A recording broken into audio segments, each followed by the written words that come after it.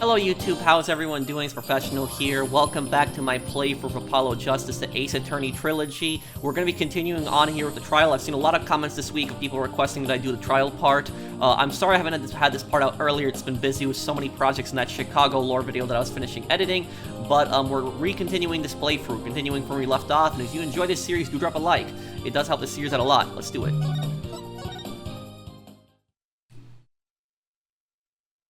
April 19, 9:30 a.m. District Court, courtroom number 4. Day 2, court is now in session. All rise. Court is back in session for the trial of Damien Tenma. And if you guys like these accents that I do for the characters, please let me know in the comments. I've been reading some of your comments, some of you guys like it, some of you don't. But just let me know the general consensus if you guys like me doing the accents for the characters, because I'm trying to sound what I think the characters would sound like. Apollo Justice, defense team leader, is ready, Your Honor.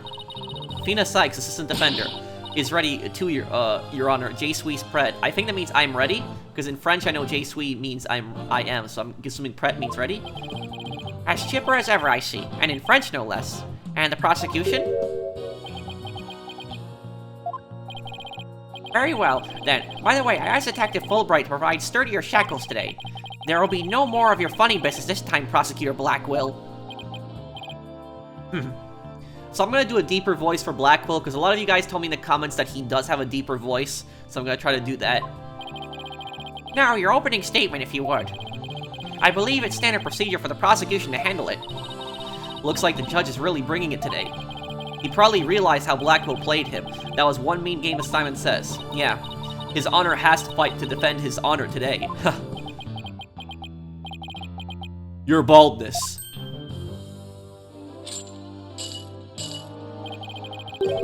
It's plain to see that you've always dreamed of delivering an epic opening statement. I have? I don't know if I'd say that. Why, of course you have. I saw it in your eyes the last time you gave the opening statement. That was the look of one who yearns deeply for the thrill of an epic opening statement. Oh, this is Blackwell. That was the look of one who yearns deeply for the thrill of an epic opening statement. For decades now, you have been watching opening statements from your bench. They were the crown jewels of the court. The one thing you could not possess. The crown jewels of the court? Now, at long last they are within your grasp. How could you possibly refuse? Oh, so you don't mind if I do it then? I'll make a special exception, just this once. Here we go again. Yep, more of Blackwell's mind games. Well, in that case, I think I might go ahead and make the opening statement myself. In yesterday's session, we learned the shocking truth that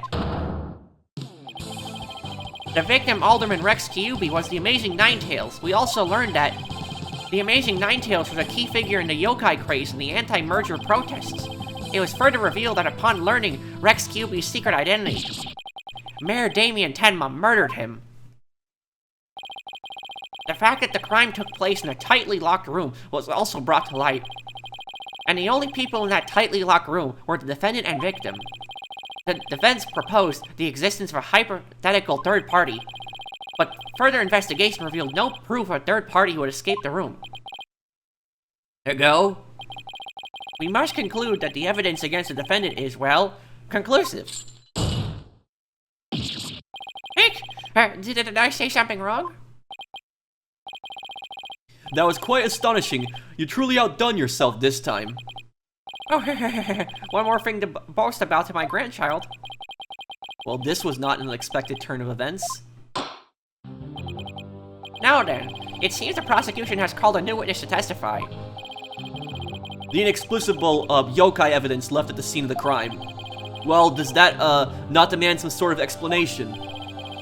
The Federson tracks? Weren't those left by the mayor while he was possessed?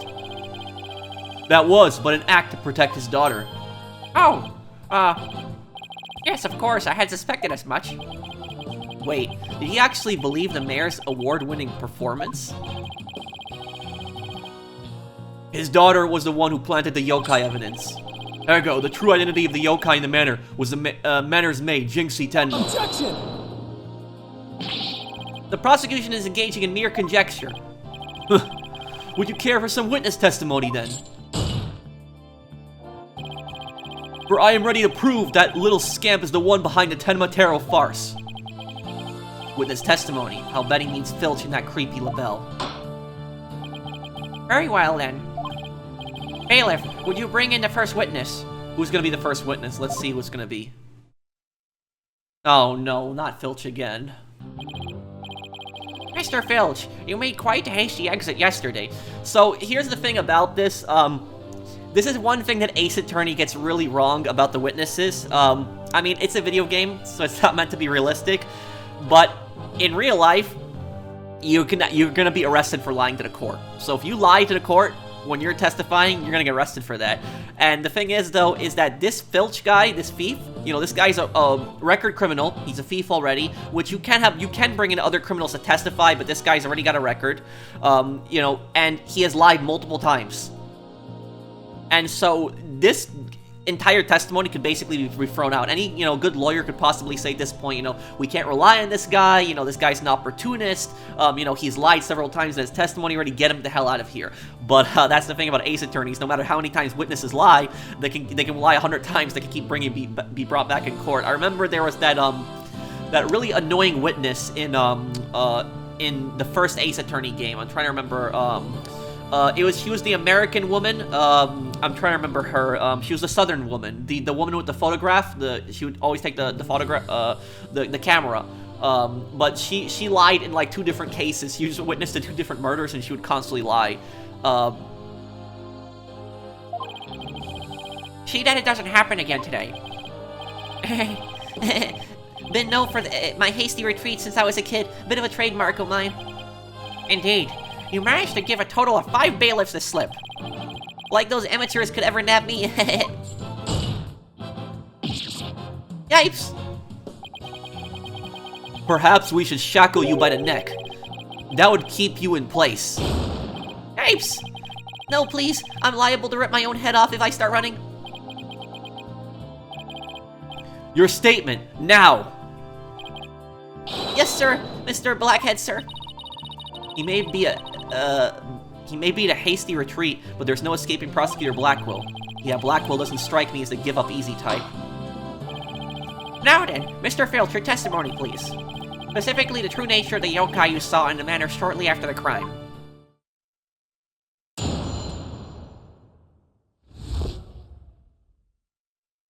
The yokai is Jinxie. Tenma-tero's really, that little maid gal, ain't no doubt about it. I mean, the Tenma-tero I saw was just a little thing about her size. But the little runt had a big old staff. I seen it when she came into the foyer. Betcha she stole it from the formidable chamber after stumbling on the crime scene. She was gonna use it to wallop me on account of my fierce reputation, I just know it. So, Tenma-tero was short in stature. And that's because it was Miss Jinxie Tenma all along? You betcha. Besides, all the rest of the manor were way taller than her. Feigning height is but an easy thing. But a big ox like the defendant could never pass for short.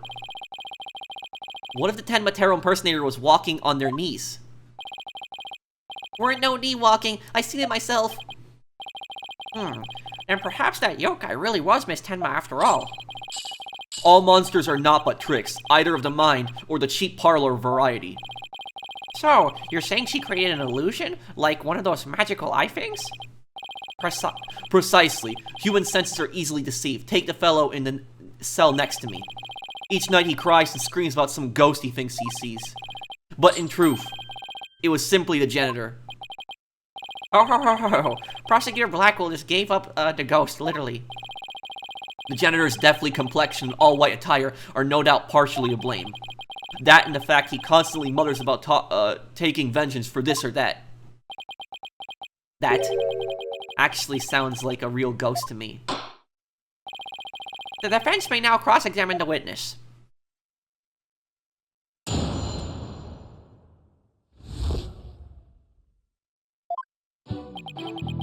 Tenma-tero's really that little maid gal, ain't no doubt about it. Hold it! Mr. Filch, you and Mr. LaBelle mentioned something about a practice yesterday. Do you deny this so-called lesson? What about what you were supposed to say in court? No, you got it all wrong. Then could you tell the court exactly what sort of lesson it was? Oh, it was, what was it again? Yipes! Now I remember, math, you know, numbers and stuff. He's completely under Black Hole's control, too. Anyway, that Tenmatero was that little maid gal, so what's the difference? I mean, the Tenmatero I saw was just a little thing about her size. I take it you got a good look at how tall the Tenmatero impersonator was. You betcha. I got a habit of sizing people up. I can even give you a primer on how to pull it off. All under the table, Natch. I got a knack for figuring out where people's pockets are and how much money they have. I size them real good before I relieve them of their valuables. Great, you just ruined your testimony. He just admitted to being a pickpocket right here in court. Does the witness hold that Tenmatero entered the foyer? Darn right I do. He literally admitted to being a thief in court. But the little runt had a big old staff. I seen it when she came into the foyer. Well, you're not going to brush it all off by claiming the perp was short. Must have hit a raw nerve, because you ain't that tall yourself. Look who's talking, mister. I've got to stand on a box to testify. Anyway, Mr. Filch, correct me if I'm wrong. But didn't you say a Tenmatero you saw had a staff? Cross my heart, hope to die. I know, because it went a jingle and a jangle. And where do you suppose that staff came from? The staff, you say? Well,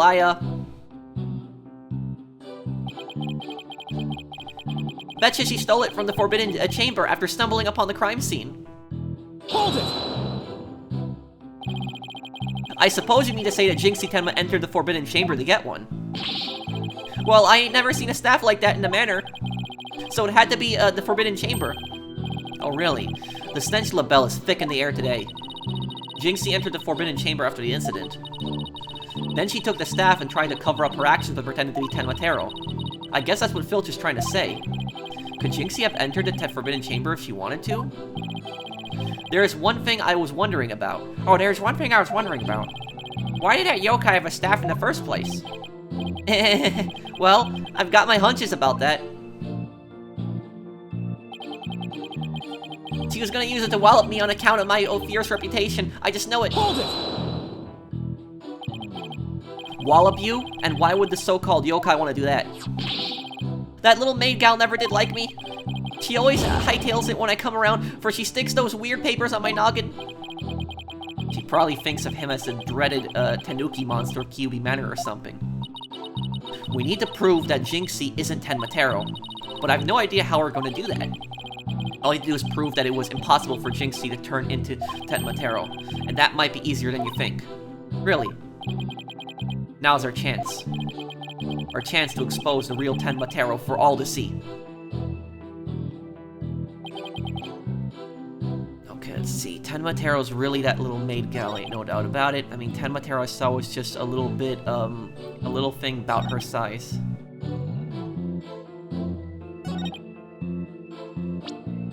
I think it's this.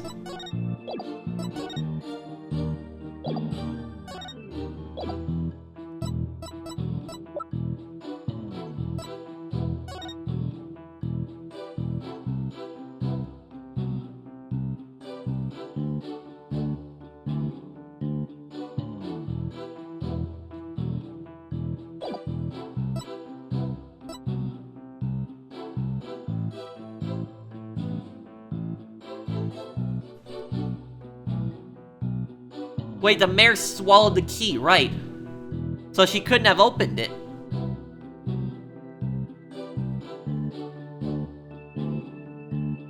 Objection! I got it right. The music stops when it's right.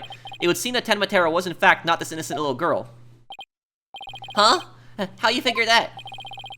You claim the Tenmatero you saw had one of those staves from the Forbidden Chamber. But it would have been impossible for Miss Tenma to get a hold of one. Care to elaborate, Mr. Justice? The mayor swallowed this key shortly after the murder. He wanted to keep the killer out of the forbidden chamber. What's this? This key was deep in the mayor's stomach when Mr. Tenma discovered the crime scene. So yeah, we're catching Blackwell off guard. So you see, it would have been impossible for her to get into the forbidden chamber. In short, the Tenma Taro seen holding that staff could not have been Jinxie Tenma. Ugh. What?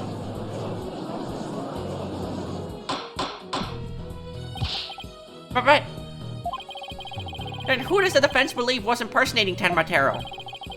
Our Tenma Taro impersonator is none other than Mayor Tenma's aide.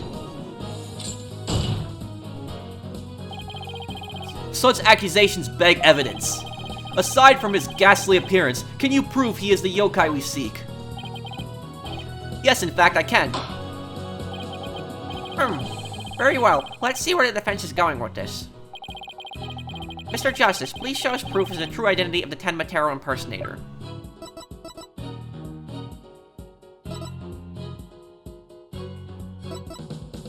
Item that was found and dropped in the Forbidden Chamber. This, yup. Take that! We found this hand cream in the Forbidden Chamber. And we know that whoever was Tenma Taro took one of the staves out of there. In short, I believe whoever this hand cream belongs to is the yokai impersonator we're looking for. But Mr. Justice, how do you propose to identify the hand cream's owner? I'm glad you asked, Your Honor. The defense requests a fingerprint analysis on this piece of evidence. It might tell us who it belongs to.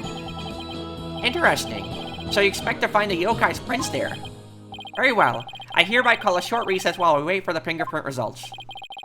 No need for that, Your Baldness. We have the prints of everyone at the manor that day. You called! Prosecutor Blackwell! Could anyone be more whipped? Fulbright, analyze this for prints. You have 3 minutes. Your wish is my command. Very well, then I guess we'll just wait right here.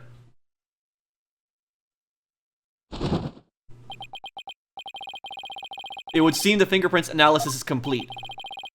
What did the results show? What in the world? They're Florent Labelle's prints, aren't they?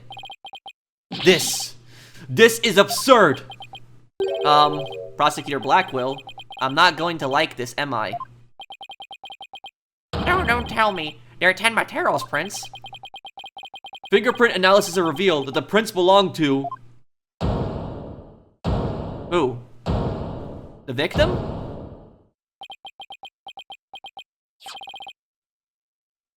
Phineas Filch. What? He broke into the Forbidden Chamber? You've got to be kidding me. He broke... So, he pickpocketed Labelle for that cream? Is that... Objection! Wait, what? What? Then Mr. Labelle wasn't the one who entered the Forbidden Chamber? Objection! Why, you tricksy little tanuki! Explain yourself now!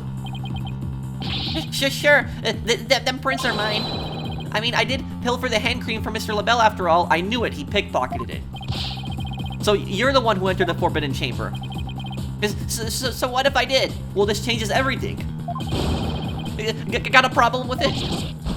Yipes! You fool of a tanuki.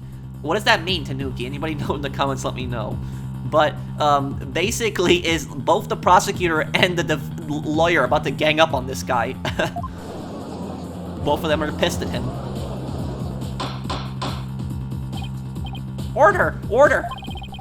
Mr. Justice, care to explain what this could mean? Excellent question. The fact that Mr. Filch was in the Forbidden Chamber. Wait a second. Does this mean the Tenma Taro holding that staff was... Phineas Filch? Yipes! Another cat in the bag. Mr. Filch is Tenma Taro? It was him? I don't understand. Does this mean Mr. Filch is the real killer? The witness will explain himself this instant. Begging your pardon, your honorship, but I was just going to do what the alderman told me. He wanted me to be Tenmatero in the village exorcism ritual. Oh, you mean that event at the Ninetales Vale Festival? So that was you inside the Tenmatero costume? Yep, and after the event, I went to watch that pro wrestling program. But it bored me to tears on account of the wrestlers being complete jobbers. So he didn't actually watch the entire wrestling match. That's when I looked at the Tenmatero costume and got a great idea. Nobody can tell if it's me, I'm wearing it. And cause of them superstitions, no matter what I do, the villagers won't say a word. In other words, you use the superstitions to effectively render yourself invisible. Why did you want to enter the Forbidden Chamber in the first place? To steal. Because of the treasure there. Thought that was my big chance to sneak on in and nab it. Treasure. Only that's the greatest get quick rich chance in the universe. Grandpappy told me all about it. Said there's an amazing treasure in there. He went in there not knowing his grandfather had already pilfered it. Guess that's one tale that didn't get passed down from Grandpappy to grandson. Wait, how exactly did you get into the Forbidden Chamber? There was a meeting in the Fox Chamber that day. Plus, the mayor swallowed the only key that could open the Forbidden Chamber's door. You couldn't have possibly gotten in. I could through the air vent in the foyer. The vents left the alderman's picture. I went in and made a nice little hole. Used that to get into the air duct that leads into the Forbidden Chamber I did. You what? But how's that even possible? Wait a sec. Remember that air vent in the Forbidden Chamber? So Mr. Filch found a way to get into that air duct. And that's how he got from the foyer vent to the Forbidden Chamber vent. So Tenmatero was nothing more than a cat burglar, or rather a tanuki burglar. And we're back to being without anyone to charge for that alderman's murder. Looks like our so-called yokai is nothing more than one big troublemaker. Tell me, Mr. Filch, what did you do after fleeing to the foyer? I got out of that costume right, quick. Would have just caused trouble at that point. And where is that costume now? Heck if I know. And it ain't my fault if you never find it. The police searched every nook and cranny. No yokai costume was left in that manor. What if it was tossed outside the manor? Ah, the window with the cliff.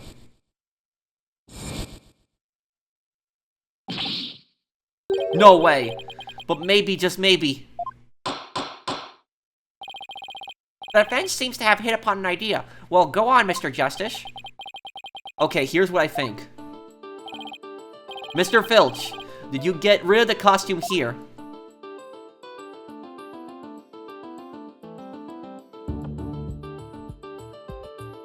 Take that! The window. Did you toss it out the window? Because that would certainly explain why it didn't turn up inside the manor. You think I tossed it out the window? That costume cost me a pretty penny. So why would I go do something like that? I can think of a few reasons. Any bright ideas, Apollo? Well, assuming the costume really was tossed out from the window, then the next question would be, what happened to it after that? And if I'm right, I might have just the thing to prove what happened to the costume. Phineas Filch, I have just the evidence for you. You do? This evidence proves you got rid of your Tenmatera costume through the window.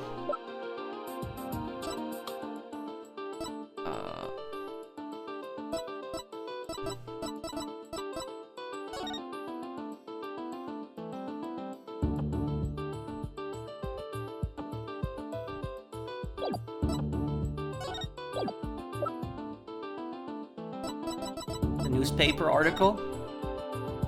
I think it's a newspaper article. Take that! That's Tenmatero flying through the sky? And just how does that prove Mr. Filch threw his costume out the window? It's quite simple. That's not Tenmatero in the photo. It's the costume Mr. Filch threw out. Oh, that's crazy talk. You ain't serious, are you? There's a steep cliff right outside the foyer window, meaning the manor is pretty high up. The costume flew through the air after it was tossed out. That's when the photo was taken. In other words, the photo of Tenma Taro really was a flight of fancy. Or what?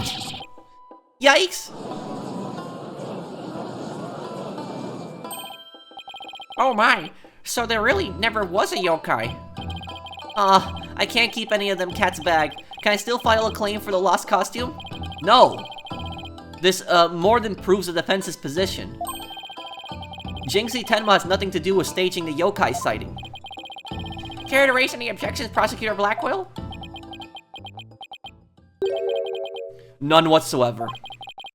I'll deal with that Trixie Tanuki after I've dealt with this case.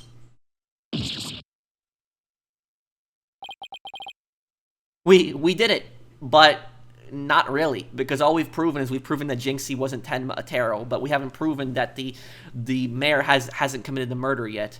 But yeah, honestly, at this point, I don't care what Blackwell does to Filch.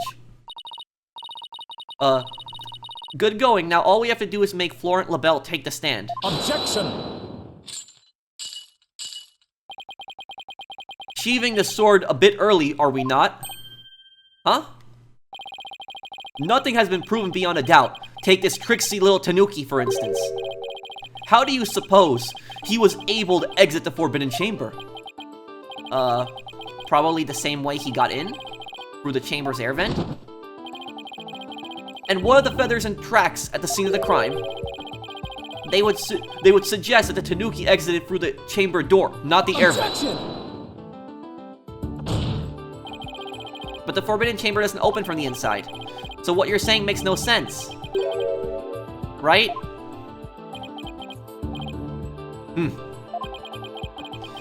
Someone on the outside opened the door for you. Isn't that right? Yep, that's right, Mr. Blackjack. The door suddenly sprung right open. Hold it! Sprung right open? Who was on the other side? Didn't get a good look on the account of the sudden glare. No, it was LaBelle. It was LaBelle. It was definitely LaBelle. He doesn't want to say it. Like how the reflection from my own head blinds fellow moviegoers emerging from the dark. What? That's when I snatched that staff and made my daring escape. And that little maid gal spotted me as I hightailed it down the hall. That means the Forbidden Chamber wasn't opened until after the crime was discovered. But wait. We still don't know who opened it. Maybe there really was a third person in the Fox Chamber. Objection! Well, you little Tanuki. When the Forbidden Chamber opened, did you see the accused passed out there? Nope. Only, one was there, the alderman, and he was dead as a doornail. If the accused wasn't there, what do you suppose he was up to? He's lying. Filch is lying. This is LaBelle's trick. This is the story LaBelle had him create. Uh-oh, I don't like where this is going. Don't tell me. Plainly, the only one who could have opened the Forbidden Chamber was the accused Damien Tenma. Ag. Hold it! Wait a second. There has to be somebody else besides Mayor Tenma there. Really? And who might that be? Oh, well, that would be... Objection! It seems our feisty little, lass has forgotten the most important thing. Evidence. I didn't forget. I was just testing your attention to details. Miss Sykes, you can't prove your point without proof of some sort. It's a proven fact. Sorry, guess I put my foot in my mouth again. No, Athena. We're definitely onto something here. We are? Think about it. If Filch was stuck inside the Forbidden Chamber, one of the alibis we heard would no longer hold any water. The defense would like to call a new witness to the stand. Someone who knew Mr. Filch was stuck in the Forbidden Chamber. And by virtue of knowing this, has an alibi that no longer adds up. Right, LaBelle. Not that insufferable. Very well. The court will hear what Mr. Justice has to say. Whose alibi no longer adds up? LaBelle. Florent LaBelle. Take that! Why, that's the defendant's aide, Florent LaBelle. Didn't he claim to be in the foyer at the time of the crime? True, but in his alibi, he also claimed Mr. Filch was in the foyer too. However, as we all know now, Mr. Filch was not in there with Mr. LaBelle at the time. In short, Mr. LaBelle's alibi has disappeared. Florent LaBelle's alibi was one big lie. Isn't that right, Mr. Filch? I reckon there ain't no keeping that cat in the bag here, neither. It was all Mr. LaBelle's idea. He told me he'd button his lip about me breaking into the Forbidden Chamber, and in return he said we'd vouch for each other's alibi. Shame on you, Mr. Filch. Perjury is a serious crime, you know. Well, he's committed perjury several times at this point. Why don't you arrest him? Ah, shucks. Mercy, your honorship, mercy. Ah. I also assert that the person who opened the Forbidden Chamber for Mr. Filch was none other than Florent LaBelle. After all, his alibi has been proven to be complete fabrication. I see. We will take a 20-minute recess. After which time, we will see what Mr. LaBelle has to say for himself. Yes. We're finally going to drag that slippery snake onto the stand. In the meantime, the prosecution will question Mr. LaBelle about these new allegations.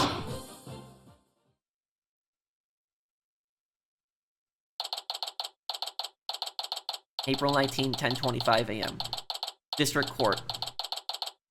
Defendant Lobby. Number 3. We did it, Apollo. We finally dragged Mr. LaBelle into the court. Yeah. Hey, why the long face? I can't help but feel I'm missing something important. Plus, Prosecutor Blackwell's bound to mount a counterattack. You really are worried, aren't you? It'll be fine. That mystery figure who opened the Forbidden Chamber for Mr. Filch had to have been Florent LaBelle. It was, I know, but that's not what's bugging me.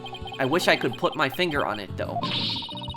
At any rate, the big showdown with Mr. LaBelle is up next, so chin up, Apollo.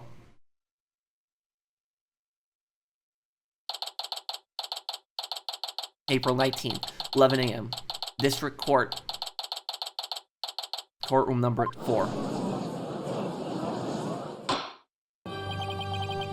Court is back in session. Our next witness is... Yes, I'm acting on behalf of the mayor in this very important matter. It seems the witness is predisposed at the moment. Surely you jest. I will hold you to your promise. Remember that.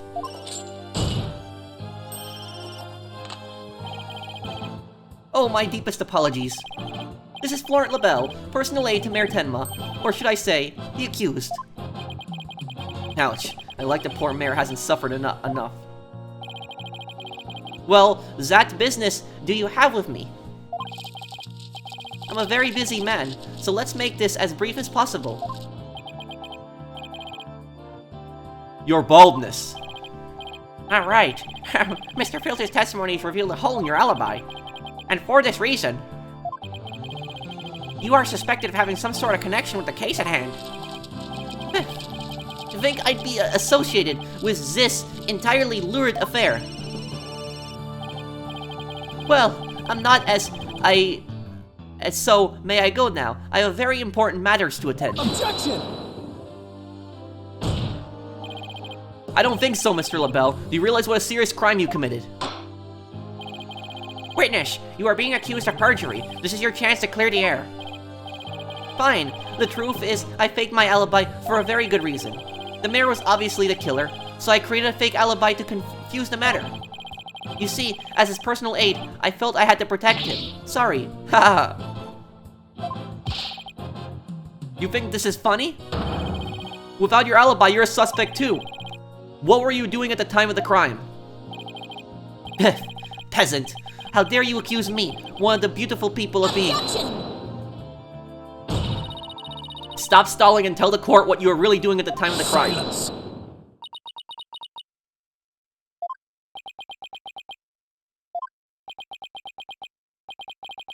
Enough jabbering. Swords have been drawn. The time for talk is past. Swords? What swords? This is a duel to the death. The fate of the accused rests in our hands. Be gone, ye of cowardly heart.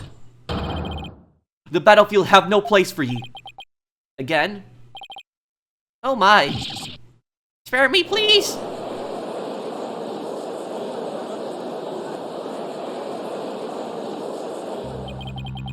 So much for sturdier shackles.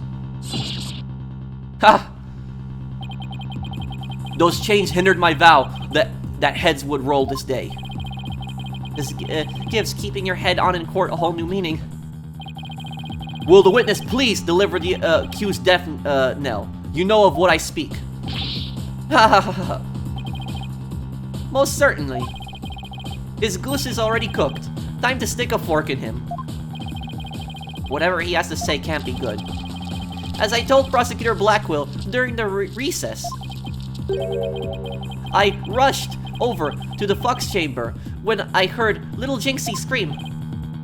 What? Then, drum roll, please. I saw Mayor Tenma opening the Forbidden Chamber doors. But there you have it. The mystery man who opened the chamber door, as witnessed by one, Phineas Filch. It was the accused. There was never any third party. Oh, and that's not all. I heard something quite startling there at the scene of the crime. Startling sounds bad. The mayor, who was barely conscious, muttered this. Forgive me, Jinxie. I killed the alderman. That's right. The mayor actually confessed to the murder right there and then.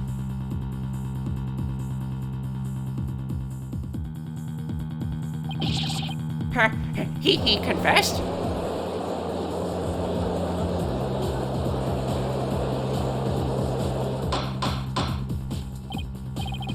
Order in the court. This is quite conclusive testimony if it stands. Just so, and quite astonishing, I might add. I only learned of this fact during the recess. I just love surprises, don't you? So, the thing about this is, Jinxie apparently heard this first, and now he's saying he heard it. This is hearsay. That's why I saved the best for last. Consider it a gift from me to you. No way. I don't believe Mr. LaBelle's heard the mayor confess. But if is this really true? Did Mayor Tenma really confess? It is indeed. During the last recess, I confirmed it with the mayor's daughter. It would seem Mayor Tenma actually did confess. That testimony is quite favorable to the prosecution's. This is LaBelle. Yes, I called earlier about the party reservations. That's right, and I'll be calling my little shindig, Mayor Tenma's conviction gala. A splendid time is gathered for all, but the mayor and defense, ha ha ha. Well, as it seems, our witness is a very busy man. Let's get right to his testimony. No. You cannot do something like this in court. It does not matter. You take as much time as you need to get things right. You can't rush it because the witness is rushing. Mr. LaBelle, please tell us what you saw when you came upon the scene of the crime.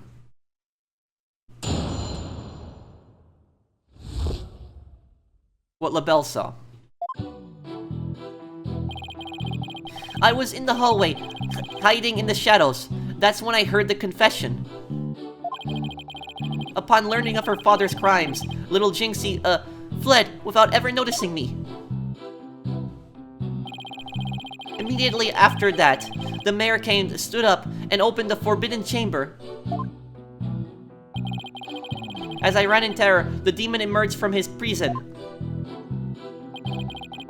In shock, I fled down the hallway to my right, to one with the phone on the end.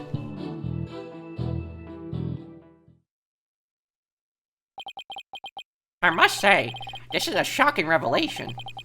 Quite unexpected. To think the defendant actually confessed then and there to his crime. Perhaps the guilt was too much to bear, so he confided in his daughter. You do realize you should not have withheld such crucial testimony from the court. Once again, sorry. It's just I feared being accused if I mentioned coming up the most unpleasant scene. Why did the mayor's confession have to be brought up by this guy? We better do something right before the judge declares the mayor guilty. As a death row inmate once told me in years gone by, there is a time to fight and a time to yield, a time to live and a time to die. He's laying it out on real thick now. The defense may now cross-examine the witness.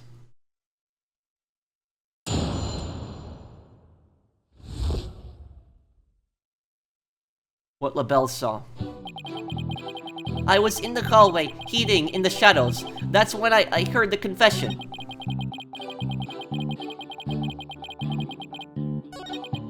Hold it! You claim that the mayor confessed to his daughter. Are you sure about that? Peasant! You wouldn't dare ask such a question if you truly understood. True beauty is never wrong. It's not? No, beauty is carved deep in the DNA. That means I'm programmed to always be right, even when I'm wrong. I'm not following. These exquisite ears, like flowers bloom. These eyes that shine like pearls. This hair like the finest silk. Nothing can corrupt the truth they hold. Right. The witness will hurry up and explain the truth of his. Specifically, what did Jinxie Tenma do upon hearing the confession? Upon learning of her father's crime, little Jinxie fled without ever noticing me. Hold it! How did Miss Tenma appear to you? Oh, the poor little thing seemed positively heartbroken, all teary-eyed and whatnot. I couldn't help but shed a few tears myself after seeing her like that. He actually sympathized with Jinxie. Seems like an overly human emotion for him. Yeah, because he's the only real monster we've seen so far in looks and in character. The next thing I did was check my face in the mirror. Check your face. Why? To behold the beauty that is my sadness. Why else? Apollo, I'm starting to lose all faith in humanity. I know the feeling, but hang in there. At least keep faith in our client. Let's just keep this moving, shall we? So what happened next? Immediately after that, the mayor came to stood up and opened the forbidden chamber. Hold it! He opened the forbidden chamber, but why would he do that? And I'm trying to read it in like how a French speaker would read it, but I might be butchering his accent a bit. Who knows? Maybe he wanted to free the demon, Tenmatero. Objection! The courtroom is no place for fairy tales. Remember, you are under oath. Hello, LaBelle speaking. Yes, I will certainly explore the matter. Toodles. Now, where were we again? You were going to tell us the real reason the mayor opened the forbidden chamber. Oh yes, of course.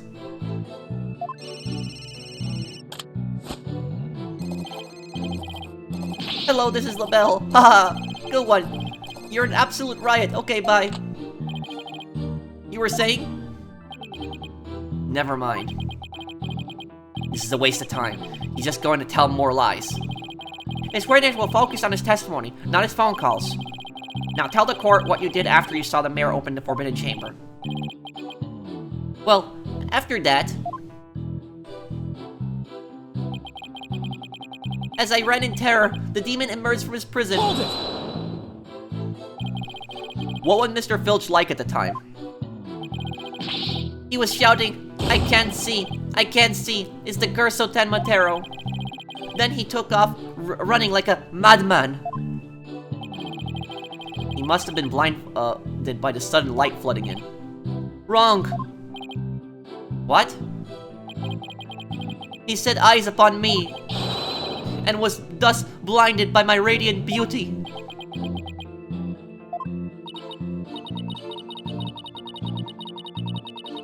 So is the curse of Florent LaBelle rather than Tenmatero?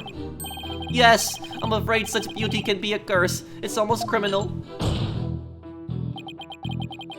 The only thing criminal here is your ceaseless jabbering. Now get on with your testimony. Oh, forgive me, your darkness. Let's see. Oh yes, I fled for dear life from Tenmatero and... In shock, I fled down the hallway to my right, to the one with the phone at the end. Hold it! So after you fled into the hallway with the phone at the end, Tenmatero ran off towards the foyer? Precisely. Notice any inconsistencies, Apollo? Well, Jinxie also saw Tenmatero, right? She did. She said that they passed each other in the hall after she made the call to the police. Well, if LaBelle had fled down that hall where the phone is, Jinxie would have seen him when she was returning from making her call. Oh, right. And if she saw him, she would have definitely asked him for help. Right, this doesn't make any sense. Time to review the evidence. If we don't find some way to poke a hole in this testimony, Mayor Tenma is as good as guilty. This is bad, very bad. We need to find an inconsistency, a mistake, some kind of conflict. It's all over if we can't find a flaw in this prosecution's case. I'm pretty sure it's the finals. Led down the hallway to my right with the phone at the end.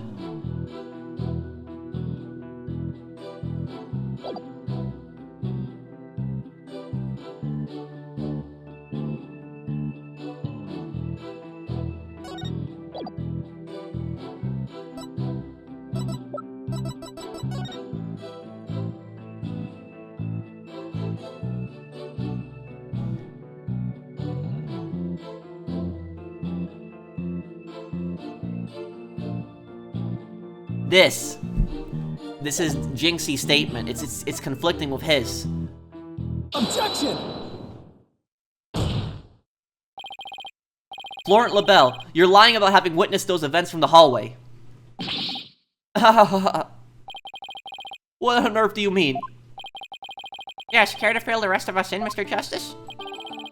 If Mr. LaBelle had really fled down into the hall with the phone in it, he would have crossed paths with Miss Tenma.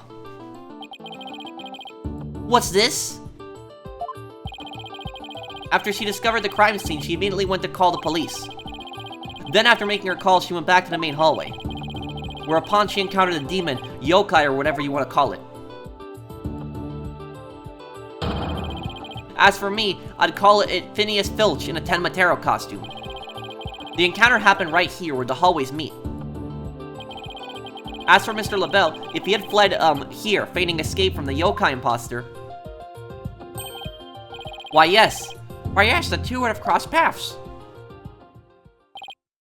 right, except Miss Tenma told us that there was no one else in the hall. In short, Miss Tenma did not see you in the hall because you were never really there. Ah, my eyes, my beautiful eyes. Not such a fabulous scent now, is it? But Mr. Justice, the witness also stated that he heard the mayor confess. If he was lying about hearing the confession from the hall, then where was he when he heard it?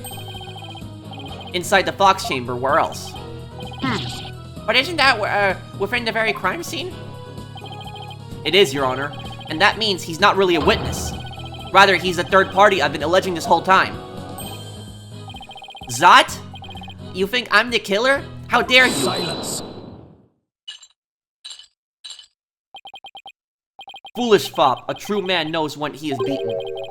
A shield of lies comes not before a foe with the sword of truth bared. Prosecutor Blackwell, what are you? I thought we were on the same side. You are mistaken. There are no sides here, save for my cold, steely edge of judgment. You are alone upon this battlefield, with naughty, but your lies and stickily a sweat perfume. Whoa, what just happened? Blackwell's really tearing into him. You heard the mayor's confession from the inside, did you not, deviant dandy? For the sole location from which you could have seen and heard the mayor and the Tanuki, without either of them noticing you were right there in the Fox chamber. Oh my! So that's how it's going to be. Fine, I'll come clean then. Seriously.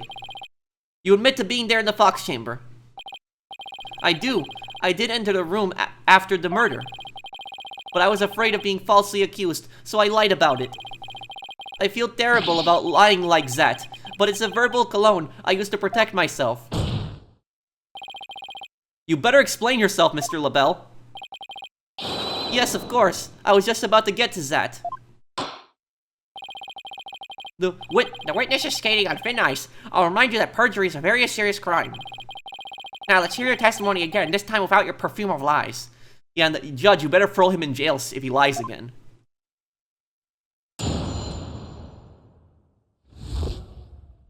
In the Fox Chamber. I did enter the Fox Chamber after the murder. But I didn't enter until after Jinxie had heard the confession and left. I heard the mayor groan and hid behind the folding screen there. What I saw there up close, it was absolutely horrifying. So you see, I was there, but merely watching from behind the screen. From behind the screen? Why yes, I believe you wouldn't be spotted if you were there. Just so, he could see everything without being spotted by the victim of that Tanuki Filch. Suffice to say, he was a mere witness to the events rather than an actual third party. This guy is as slippery as an eel. Apollo, you think he's telling the truth? No! Well, he was in the Fox Chamber, so at least that much must be true. The defense may cross-examine our slightly voyeuristic witness.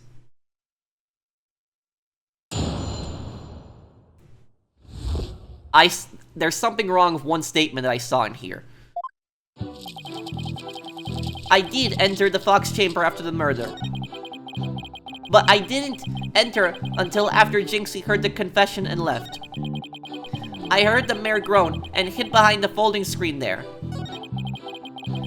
That I saw there up close, it was absolutely horrifying.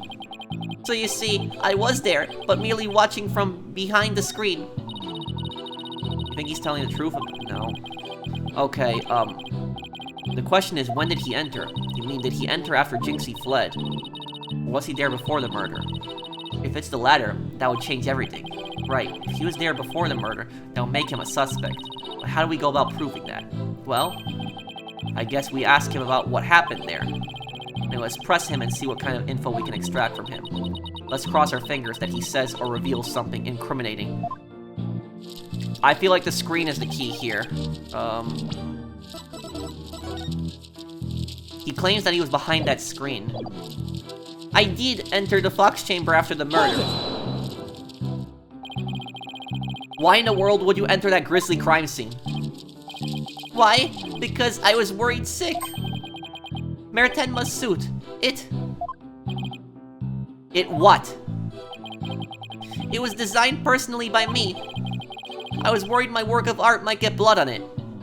And you're not worried about the person. Ugh.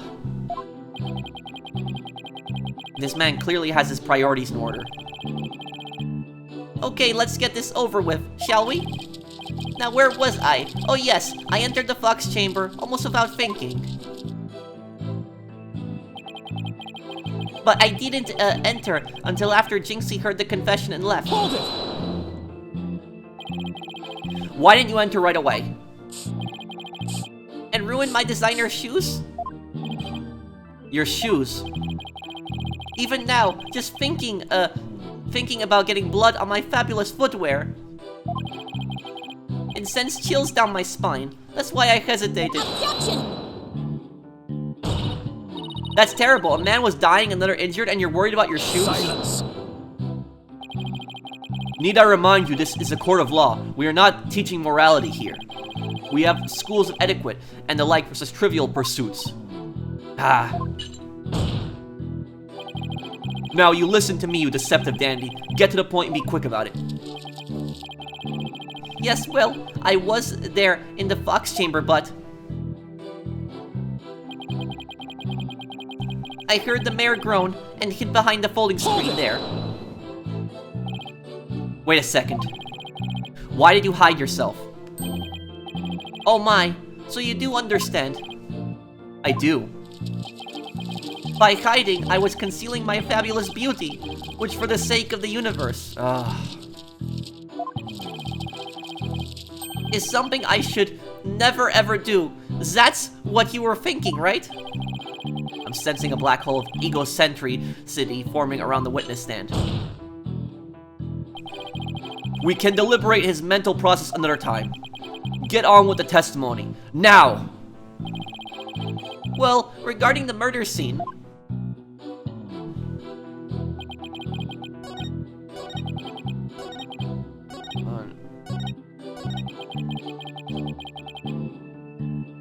What I saw there up close, it was absolutely horrifying. Hold it! Could you describe the crime scene in a bit more detail? And what exactly would you like details about? Well, what I'd like to ask you about is... the murder weapon. Could you describe the state of the weapons that had been used at the scene? The spear had been thrust all the way through Alderman QB. Then, there was that statue the Alderman used to bludgeon Mayor Tenma. That incredibly inspiring symbol had fallen to the floor. Oh right, the statue. But why would he find it inspiring? Why exactly did you find the statue inspiring? Hahaha, this is gonna be his undoing, because only the killer knows what the statue originally looked like because the part broke off. Well, when I saw that statue, I felt as if the merger had been realized. It was like a celebration of union between town and village, an inspiring symbol of goodwill. A broken statue next to a bloody corpse. Real inspiring. Well, Mr. Justice, do you consider a statement to be of any importance? Is it important? Very important. I believe that to be extremely important. I request that it be added to the testimony. A statue had fallen to the floor. It was a token of goodwill, celebrating the municipal merger.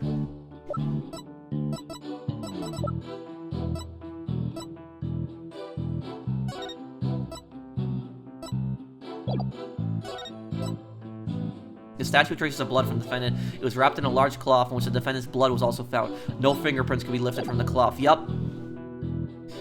We got him now. Objection! You're screwed. Your lies have finally betrayed you, Mr. LaBelle. That possibly could you mean? You said this statue was like a celebration of union between town and village. Isn't that correct?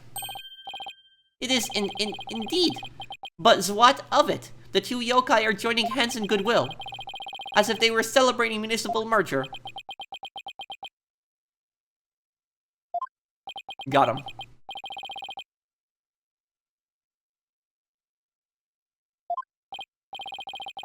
So how did you really know that statue was meant to be a symbol of goodwill again? That? Justice Dono, explain yourself and make it quick. So the backstory, so for anybody that's confused why he just basically outed himself as the killer, is the statue was wrapped in a green cloth. And what happened was when the statue broke, you see this? It looks like the two monsters are actually fighting, the two yokai. But in reality, they were actually both holding a cup together. You see that cup? Those were their hands. That part was broken off. Only Jinxie knew what the statue looked like beforehand. So he's basically saying he knew what the statue looked like beforehand. It was used as a murder weapon, or used as one of the weapons. It was used to attack Mayor Tenma.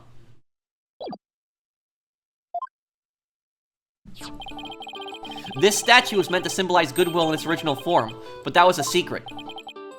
A secret? Whatever do you mean? What I mean is that it broke when someone used it to strike Mayor Tenma on the head. What's left clearly makes it look like the two yokai are battling it out. Eep! The statue's secret and its true form were lost inside that locked room. For Miss Tenma is the only living soul who should know what it once looked like. So, Mr. LaBelle, where could you have possibly seen the statue in its original form? Piff. That do you mean? The only possible answer is this. You saw the statue's original form right there in the room where the alderman was murdered before it was broken. How dare you? Mr. Justice, are you accusing the witness of some sort of crime? Yes. Yes, I am.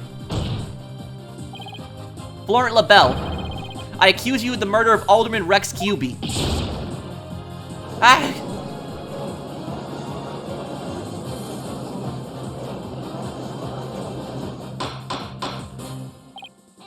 Order, order! Mr. LaBelle, you've been accused of murder. Do you have anything to say in your defense? How could you possibly accuse me, the embodiment of beauty? Way to go, Apollo. This is the conclusive evidence we needed, Magnifico. We've got you now. We know you killed the Alderman, now admit it. Silence.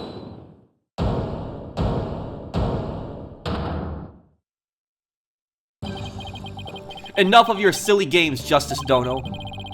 This, prancing peacock could not possibly be the killer. Objection! What are you talking about? His alibi is already crumbled to dust. And I just proved that he was in the Fox chamber while it was still locked tight. Silence. Why could, he have not seen the statue in its true form before the murder? After all, he was close friends with the Alderman. Ergo. Yes, that's right. I clearly remember it now. Alderman QB told me about it.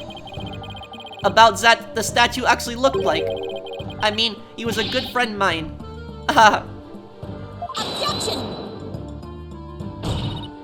Yeah, right. He wouldn't show you a secret gift just like that.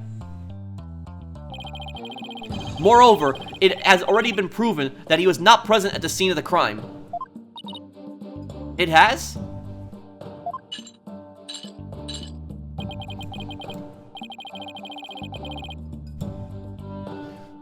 Forgotten, have we? Recall a little scam statement, if you will. When Jinxie Tenma unlocked the Fox Chamber, she saw the Alderman and the Mayor collapse there, and no one else. Oh. Dang it. The fact is, it was you two who made that apparent in yesterday's court session. Thus, Florent LaBelle could not have possibly been in that locked room. I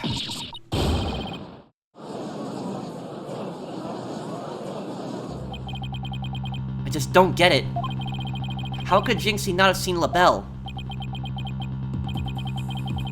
The proof is incontrovertible. No room for the debate exists. Am I not right, your baldness?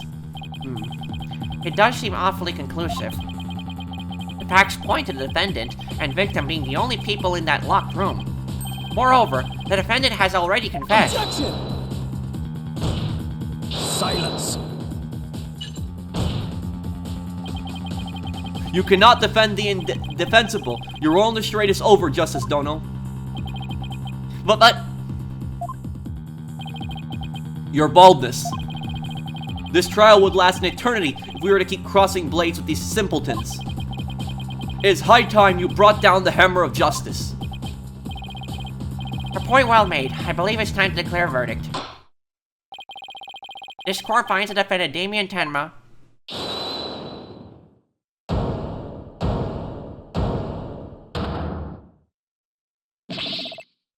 Ka. It would seem that time is at hand. Mayor Tenma. Counselor, there's a matter to which I must testify. I recall it now only for your good graces. Counselor? Oh, right, he means me. Has he finally remembered what happened before that blow to his head? Bailiff, don't just stand there. Seize him.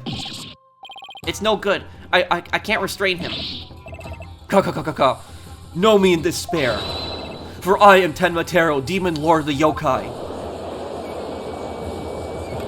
How long is he gonna keep this act up? Because it's obvious he's faking it. Mr. Justice, do something! What do you want me to do? Since when am I responsible for court security? Apollo, this is our chance. We might get some new information out of him. Your Honor, seeing as our client has something new to say, I believe due process demands that we hear him out, even if he is a yokai. When you put it that way.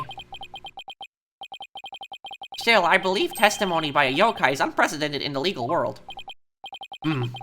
Unprecedented in absurdity, more like it. Alright then, Mr. Damien Tenma. Or should I say Mr. Tenmatero. Your testimony, please. I shall now speak of recollections most real courtesy of my host Damien Tenma. Heed these words, mortals, for hear them, but once you shall ka.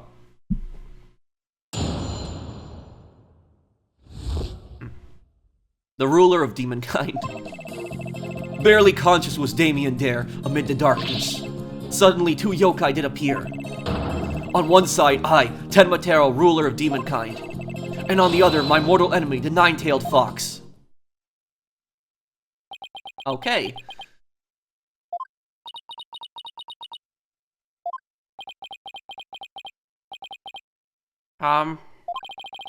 So is the defendant asserting that the room he was in was very dark at the time? Strange as it may be, yes, indeed, all was in darkness. And the part about Tenmatero and the nine-tailed fox being there? Yes, that too. Tenmatero towered overhead, and the nine-tailed fox glittered, gold. Ah, I call animal abuse, Your Honor. It would seem the defendant's recollections are not to be trusted. Yes, well, truth be told, my host's recollections are still a bit fuzzy. As if half-dreamt that happening lingers in his mind. Apollo, maybe I can help here. Really? Oh, you mean... Yeah, I can hear it. The discord in his heart. I sense an unusual emotion in the mayor's memory of the event. Okay, just hope our findings don't, come back to haunt us. Again.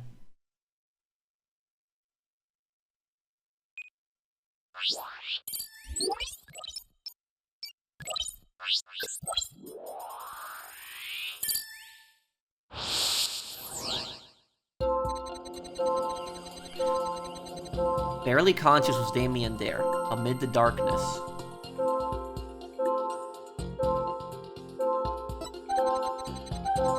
Suddenly, two yokai, did appear. On one side, I, Tenmatero, ruler of demonkind. And on the other, my mortal enemy, the nine-tailed fox. Why was there happiness? There's something odd here. Why is there happiness here? Got it! When the nine-tailed fox appeared, you only experienced shock and sadness. But also something like joy as well. Joy, Perhaps it was joy at the light coming to my eyes at long last. A long and terrible creaking did pierce the silence. And then there was light. On reflection, it was a door that did produce that infernal racket. A creaking door. Oh, you must be talking about the Forbidden Chamber door. It does make a lot of noise. So this means the Forbidden Chamber really was opened. But what about the sudden light he described? I think I know. He mentioned darkness and Tenmatero towering overhead. Maybe the mayor wasn't really in the Fox Chamber at the time of the crime. Mr. Mayor, did the darkness that you were in happen to be in here? The Forbidden Chamber. Was the mayor in the Forbidden Chamber? Was he really in the Forbidden Chamber at the time of the murder? Take that! The Forbidden Chamber? Was it not the Fox Chamber where the murder did occur? Yes, but it all makes sense if you were in the Forbidden Chamber. That terrible creaking sound was probably the Forbidden Chamber's door opening. And the towering Tenmatero you saw, most likely a Forbidden Chamber statue. Why, yes! That would explain it. You saw his eyes for a second? Yeah, he's not being possessed, he's just faking it. The darkness and the staff in the demon's grasp. Okay, I just need a water for a second here.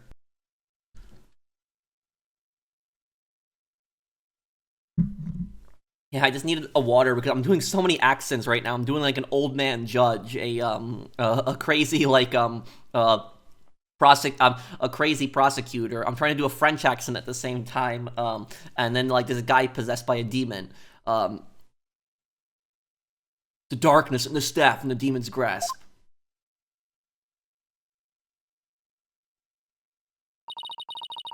But even if all that's true, then what about the nine-tailed fox?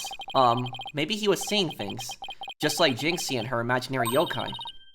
Fantastico, Apollo. It's entirely possible. In a groggy, dreamlike state, people can remember things and events. Misremember, you say? Let me think. I do believe I remember now. That was not the nine-tailed fox. It was... The amazing Ninetales. What? The amazing Ninetales? At first, this is but a dream, I thought. Now, however, I most clearly do I recall it. It was the amazing Ninetales who did open the Forbidden Chamber's door.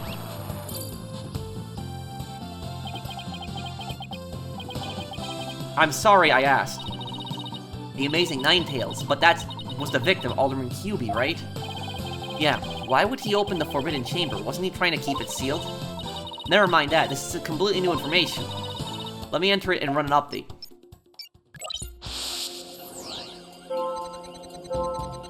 Barely conscious was Damien there in the Forbidden Chamber.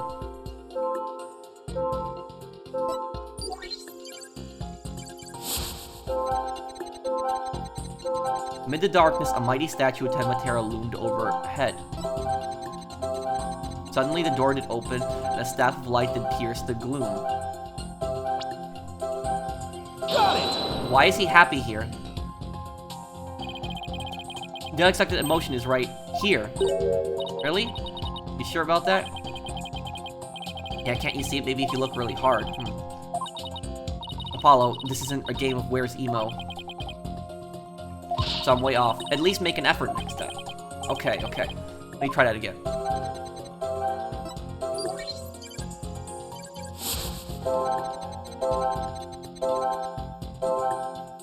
Amazing Ninetales had come to the rescue. This is getting weird now.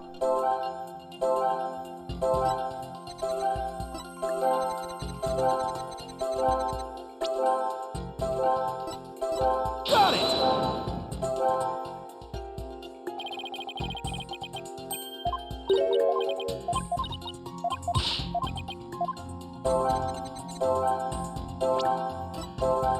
It's the sadness. When the amazing Ninetales opened the chamber, banishing the darkness within, you felt joy, but didn't you also feel shock and sadness? Yes, in the hazy depths of my mind, I do recollect something of that nature. I believe it was the Fiend's Cape of Red. For when I did behold it, a great wave of sadness did explicitly wash over me. It's not, we haven't gotten to the truth yet. Cape of Red. Apollo, we've reduced the noise level. Oh, but there's still a little left. Mayor Tenma, why were you sad when you saw the red cape? Why indeed? What could this mean? I guess his memory is still a little spotty. I know because the latest recollection contradicts the evidence. Yeah, it's one of those contradictions that slaps you right across the face. Something this obvious could arise. Where someone is trying to force a fuzzy memory into a definitive shape. Apollo, I know what you have to do. You need to present evidence that contradicts the image you see. Oh, so it's basically the same as the usual cross-examination process. Okay, time to review the evidence. Look out, contradiction, here comes justice. Barely conscious was Damien there in the Forbidden Chamber. Into darkness, a mighty statue of Tenmatera loomed overhead. Suddenly, the door did open and a shift of light did pierce the gloom. The amazing Ninetales had come to the rescue.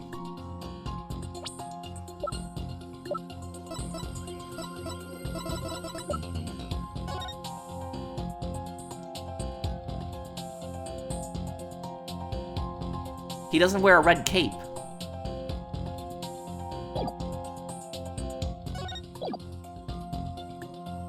Objection!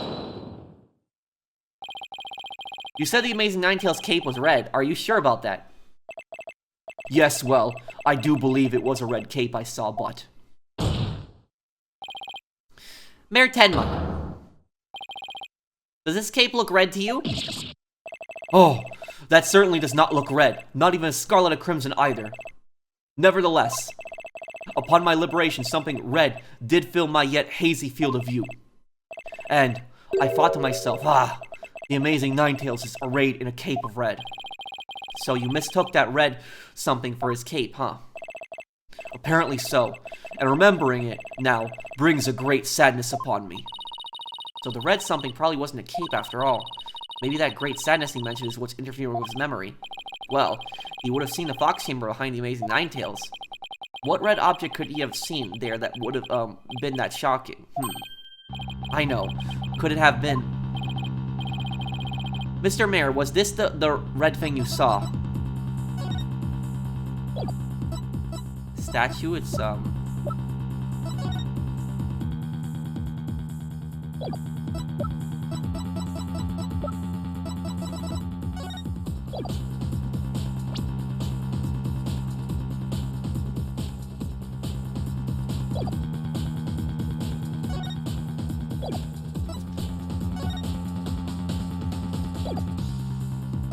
I'm gonna go with this first. Yeah, the picture, because he got hit on the head later, so I'm gonna say this.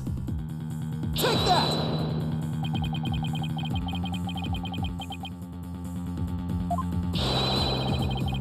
Could it be Mayor Tenma that what you saw was the Alderman's blood? Blood! Why, yes. It was blood. His eyes. Arrgh! Ah! Ah! It's all coming back to me now. It wasn't a red cape that I saw. It was lying behind the Amazing Ninetales, the Alderman's bloody body. Eek!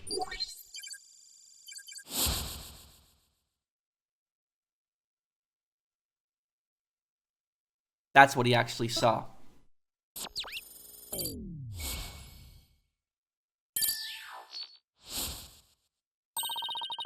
His noise level is down to 0. I think he's remembered everything now. Does this mean the Amazing Ninetales killed Alderman Kyuubi? But the Alderman was the Amazing Ninetales, so how exactly would that work? Hey, I asked you first. Well, Mr. Justice, you sure know how to make a complicated matter even more complicated. Hey, it's not my fault I get dragged in these crazy situations. True, but at the time of the crime, our client was in the Forbidden Chamber. Moreover... Silence!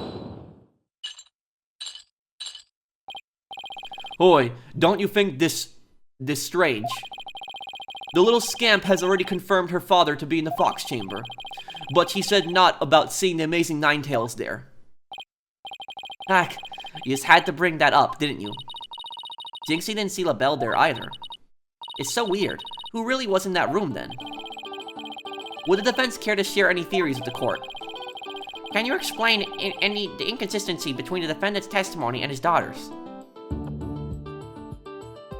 The inconsistency between the defendant's testimony and his daughter's.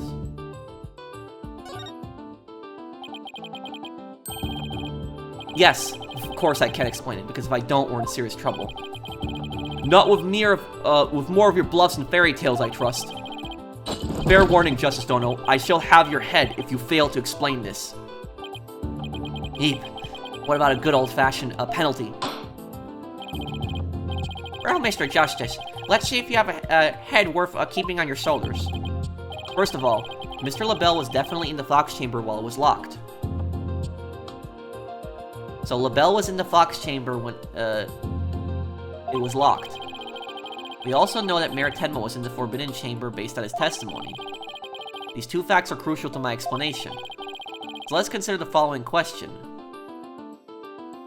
Okay, no, wait, I'm confused. Mayor Tenma is in the Forbidden Chamber, LaBelle is in the Fox Chamber with the Alderman. Jinxie comes in. If the facts point to Florent LaBelle and the victim being there at the scene, why did Jinxie Tenma see the victim and her father, Mayor Tenma? A very good question indeed, and I suppose you have an answer for us. Oh no. Did he really do what I... Oh no, I think I figured it out. I figured it out, guys. I know what the answer is. Why does the daughter and the father's testimony so different? Why did he say he killed him? It's because it wasn't him. It was LaBelle. LaBelle was pretending to be injured, lied down there, and said that he had killed Kyuubi. And he thought that because Jinxie hallucinates so much that she was gonna fall for this. But he probably didn't know that Mayor Tenma was in the room there and probably hit him on the head and placed him there. That's probably what happened. That's my theory. Sadly, you would be supposing wrong. You think she could have mistaken LaBelle for the mayor? Well, if she did, then the question is, why did she do that? Well, how about the explanation? How about that explanation, Mr. Justice? I believe the time for questions is over. The defense's search for Florent LaBelle was at the scene of the crime. However, Jinxie Tenma has testified that she saw her father completely collapse there. If she has, in fact, misremembered the event, what could have made her do so? It wasn't she got the rooms mixed up. LaBelle was disguised as Tenma. The figure Miss Tenma saw was not her father. It was a Florent LaBelle disguised as Damien Tenma. Silence. That is a complete impossibility. Their faces are utterly unlikable. How could you explain that away from mere disguise? Yes, they both do have incredibly distinctive faces. Maybe the disguise completely hid his face. I think Jinxie would have mentioned if she could have seen her father's face. And if that was the sword disguise, wouldn't she have removed it? All right. Your sword is as dull as your mind, Justice Dono. Shall I show you what a truly sharp blade is capable of? Hahaha. Think I'll pass. Hack.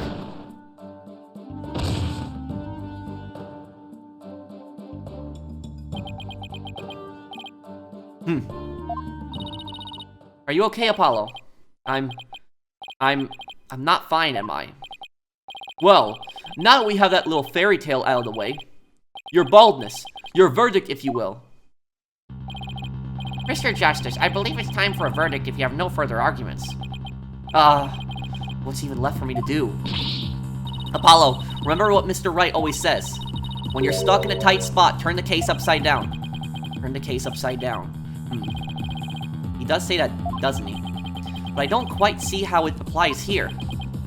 Still, never hurts to give it a try, I guess. Let's see. Rather than Jinxie didn't remove the disguise, maybe she couldn't remove it. And rather than she didn't tell anyone about the disguise, maybe it was she couldn't talk about it. A wrestler's mask is more precious than his own life. He'd never unmask himself in front of others. But there are matches where wrestlers battle for the right to remove each other's masks. To have your mask torn off is the worst humiliation a wrestler could suffer. That's why their masks are more important to them than life itself. And what about the fact that it was the amazing Ninetales who opened the door? A mask that can't be removed in front of others. And these facts turn things around. What does this mean? I'm trying to think.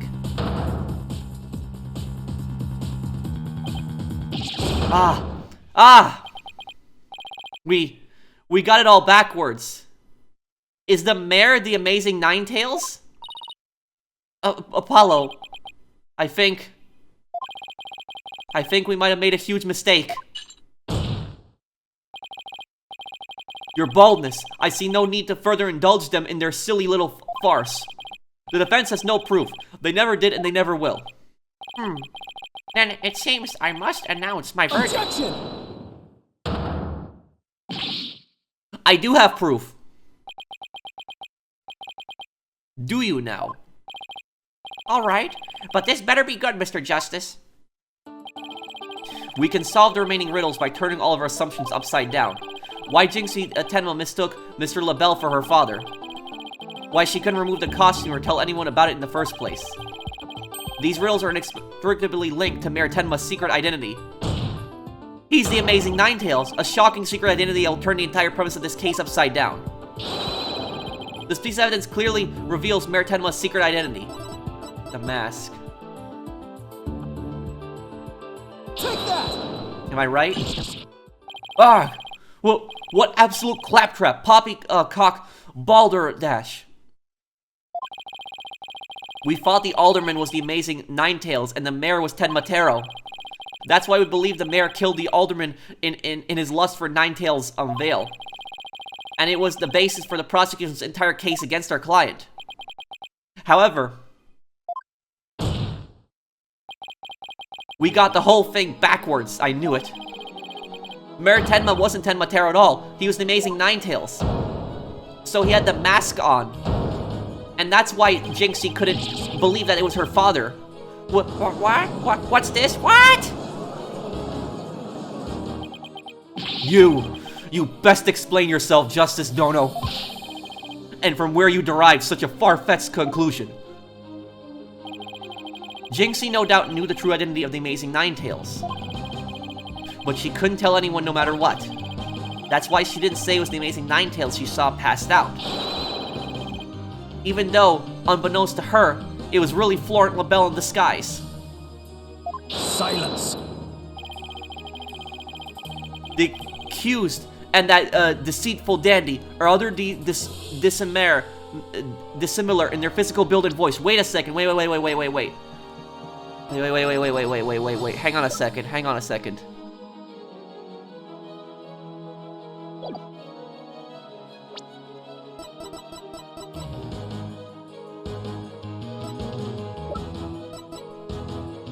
Remember that LaBelle changed his hair color. Was the white hair put in there to draw us away from the truth? The accused and deceitful dandy are utterly similar in physical build and voice. Here's the thing is remember, LaBelle changed his hair color. He did. The little scamp would have seen the difference. Remember, Mr. LaBelle had his very own brand of cosmetics. Why couldn't he fake a different build too? And anyone speaking through a mask would naturally sound different. Silence. Why did she not simply pull the mask off? Because you can't do that, it's a wrestler's identity. Objection. A masked wrestler's disguise is more precious than life itself. As a huge fan of the Amazing Ninetales, she would never dare unmask him. Gah! Ugh. This case of mistaken identities also explains the riddle of the locked room. And by all means, Mr. Justice, answer it for us already. First, Mr. LaBelle entered the room where the mayor and aldermen were talking. I suspect he brought with him coffee laced with some sort of sedative. Once the alderman was out cold,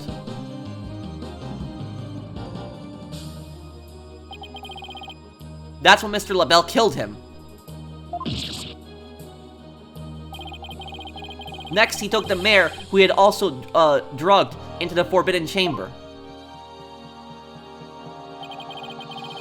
Then he returned to the Fox Chamber, slipped into some of the mayor's spare clothes, and completed the disguise by donning the Amazing Ninetales mask. With the entire charade in place, Mr. LaBelle then let out a scream. A scream that led Jinxie Tenma to the scene. Wow, LaBelle really fought this all out. So then, the person who said I killed Alderman QB was... Yup, that was Florent LaBelle in disguise. The mayor never actually confessed. There is no more than guesswork and speculation. Now stop your jabbering and... No, you twisted samurai. Oh, I love that line. This time you stop your jabbering and let me finish making my case. Once Miss Tenma left the scene, Mr. LaBelle, still wearing the mayor's clothes and mask, opened the Forbidden Chamber, so he could drag the mayor back out into the Fox Chamber. Oh, so the Amazing Ninetales the mayor saw was... Right, it was LaBelle opening the Forbidden Chamber. The second time Mr. LaBelle opened the door to the Forbidden Chamber, he happened to catch the thieving Mr. Filch by surprise. Startled, Mr. Filch in his Tenma Tarot disguise ran as fast as he could away from the room.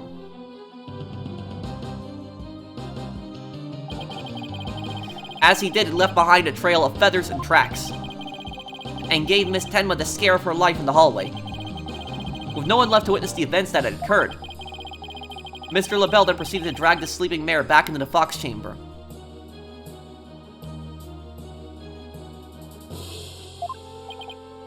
I see. Well, that all certainly does make sense. Then after dragging the mayor back into the Fox Chamber, Mr. LaBelle threw the mask out the window and fled the room. Silence. For this absurd theory to work, it requires the defendant to be the Amazing Ninetales. However, he was the one pushing for the municipal merger. That such an individual, could possibly be the Amazing Ninetales is preposterous. Objection! The mayor was blackmailed into pursuing the merger. Miss Tenma's life would have been in danger if he had openly voiced his opposition. That's why he created a secret identity as the Amazing Ninetales. This is madness. No one could possibly have such an insane plot. No one except the killer is insane as his plot, and I say Florent LaBelle is more than qualifies. Foolish mortal, it is all your own peril that you forget who I am. Mayor Tenma, it's okay now. Jinxie will be safe as soon as Mr. LaBelle is arrested. You are the Amazing Ninetales, aren't you?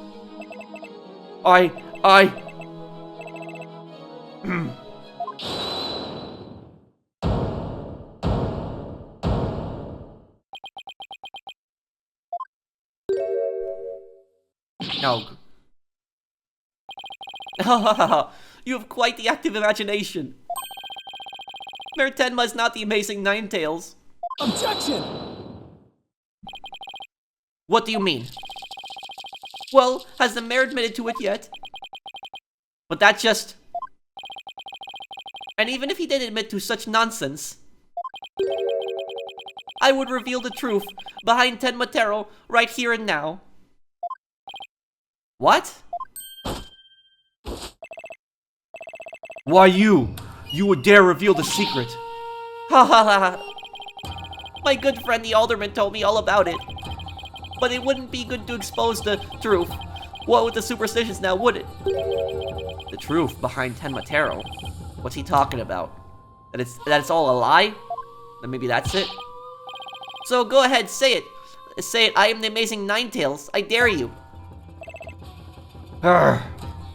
Objection! What's the truth? Wait. Will somebody please explain what's going on here? Mayor Tenma will do anything to keep the truth behind Tenma Taro a secret.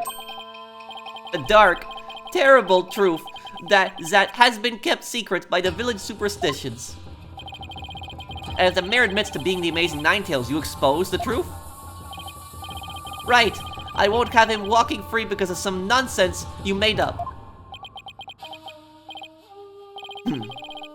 So what now, Justice Dono? Without the mayor's admission, your theory is as useless as you are in battle. I'll show you who's useless. Apollo. Don't you dare give up now. I know. Your Honor, I believe Mr. LaBelle's statements warrant a thorough cross-examination. After all, the true identity of the Amazing Ninetales is the cornerstone of this case. You do have a point there. Please answer this court, Mr. LaBelle. Is the defendant the Amazing Ninetales or not?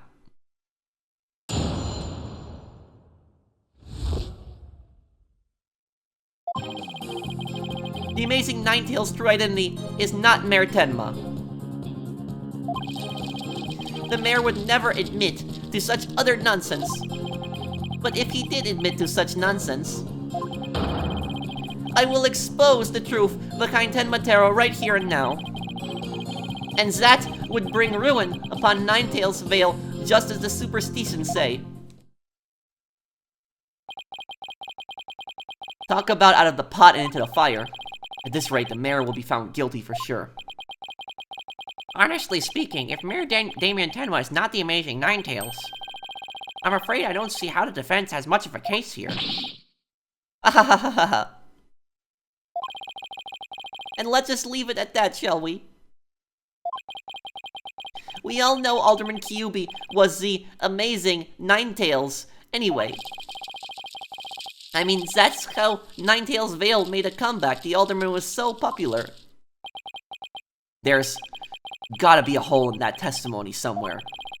But I don't even know where to start. Since we don't have any proof of that mayor is the Amazing Ninetales, then we'll just have to get him to admit to it himself. But if he admits to it, Mr. LaBelle's going to expose the secret behind Tenma Taro. We're so close, I know it. The defense may cross-examine the witness.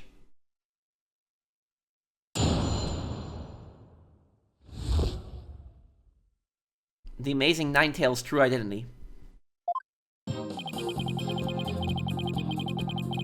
The Amazing Ninetales' true identity is not Mayor Tenma. Hold it! This whole case only makes sense if the mayor is the Amazing Ninetales.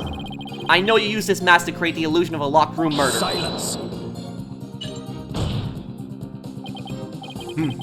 Nothing more than ideal speculation. You've no evidence now, have you? Objection! Mr. LaBelle knows what this statue originally looked like. That means he had to be in the Fox Chamber while it was still locked tight. Ha ha ha ha ha. Sorry, but I heard about the statue from Alderman QB. If you don't believe me, just ask him. Oh, but what's that? The Alderman's dead. Ha ha ha ha. Looks like the joke's on you, my sweaty little friend. Apollo, you mind if I wring his neck? Wait in line, because I'm going first. Temper, anyway. The mayor would never admit to such utter nonsense. Hold it! The only nonsense here in this court is you and your assertions. Yep. This disc, such anger is terrible for the skin, you know. Beauty is like a flower that blooms forth from a serene heart. Excuse me? Fifth, I wouldn't expect a witled peasant like you to understand. Perhaps this fragrance will help the blossom within you bloom.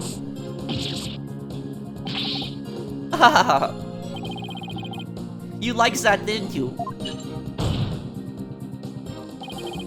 Enough jabbering about the blossoms and whatnot. Get on with your testimony before I slice into a bouquet of cut flowers. Oh dear, please excuse me. As he was saying, the assertion of our wielded attorney here is utter nonsense. But if he did admit to such nonsense,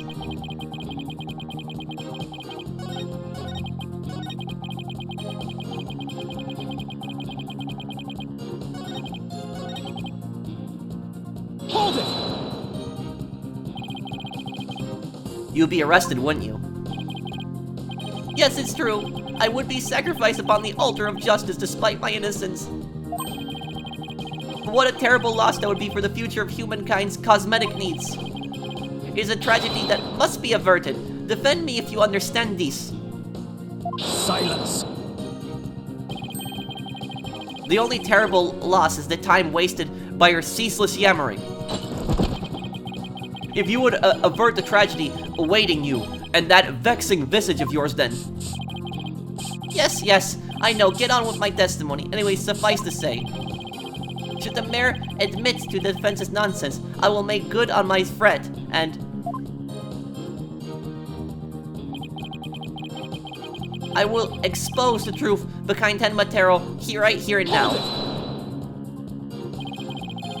And just how did you learn of the so-called truth behind Tenma Taro? Alderman Kyubi told me all about it. The secret of the Forbidden Chamber, and the truth behind Tenma Taro. I wonder what this truth is. Why would he share secrets like that with you, Mr. LaBelle? Because of the Alderman's wife. I was looking after her while she was hospitalized. He appreciated it so much, he shared the secrets of me. Wait, did he threaten the Alderman in addition to the mayor? Don't tell me that's how he learned how to open the Forbidden Chamber. Needless to say, not above revealing the truth behind Tenma Taro. And that would bring ruin upon Ninetales Vale, just as the superstitions say. Hold it! Do not gaze upon Tenma Taro. Do not tell others if you see him. Isn't that what the village superstitions say? Exactly. Telling others what Tenma Taro looks like would reveal the truth. That's why the superstitions were written down in the first place. And ruin coming to the village if you free him, isn't that a warning not to expose the truth? Ah, bingo! And the truth is Tenma Taro's a great, greed-inspiring fortune. That's what the whole battle over Ninetales Vale is about. Tenma Taro is a great fortune. Come to think of it. Only that is the greatest get-rich-quick chance in the universe. Grandpappy told me all about it. Said there's an amazing treasure in there. Could Tenma Taro actually be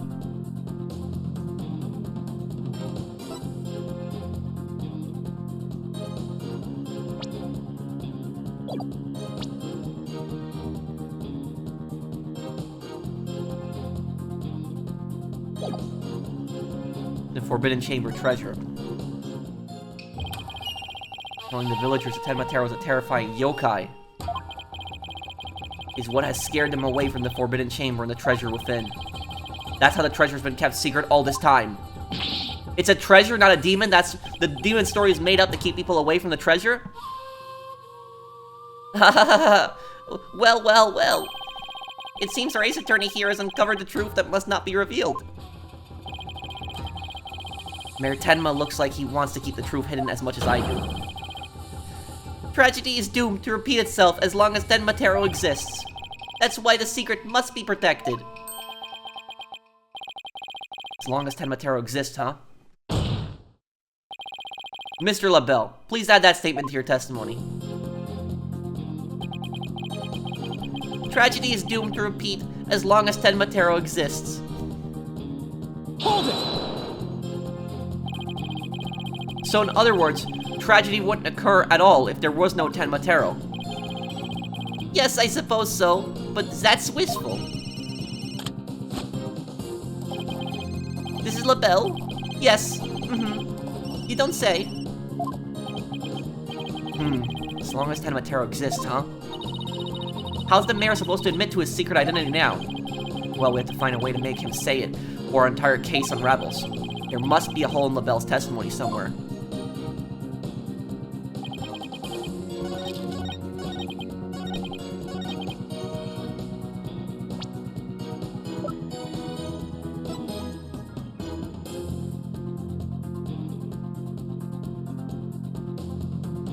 This is it. Tragedy is doomed to repeat. As long as Tenmatero exists. I know this is...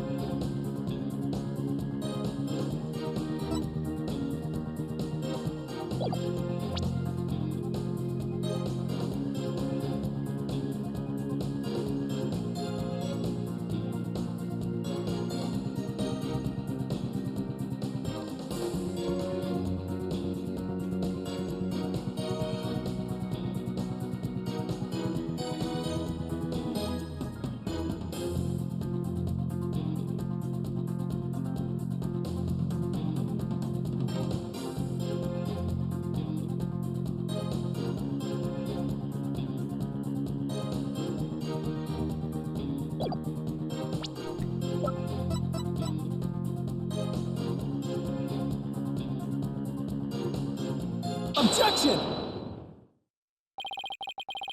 Mr. LaBelle, what if Tenmatero no longer existed? Yeah, that's what I was thinking. So Filch's grandfather actually stole the treasure decades ago. It's been gone for a long time now.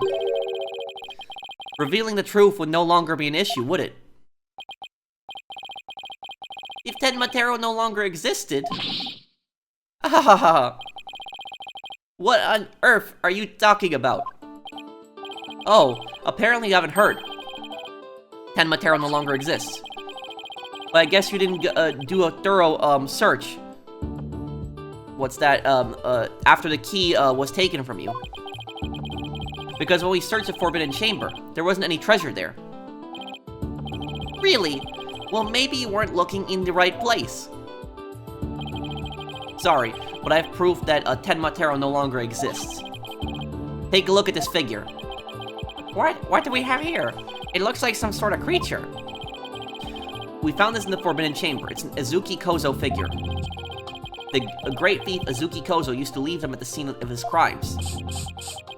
Are you suggesting that Tenmatero has been stolen?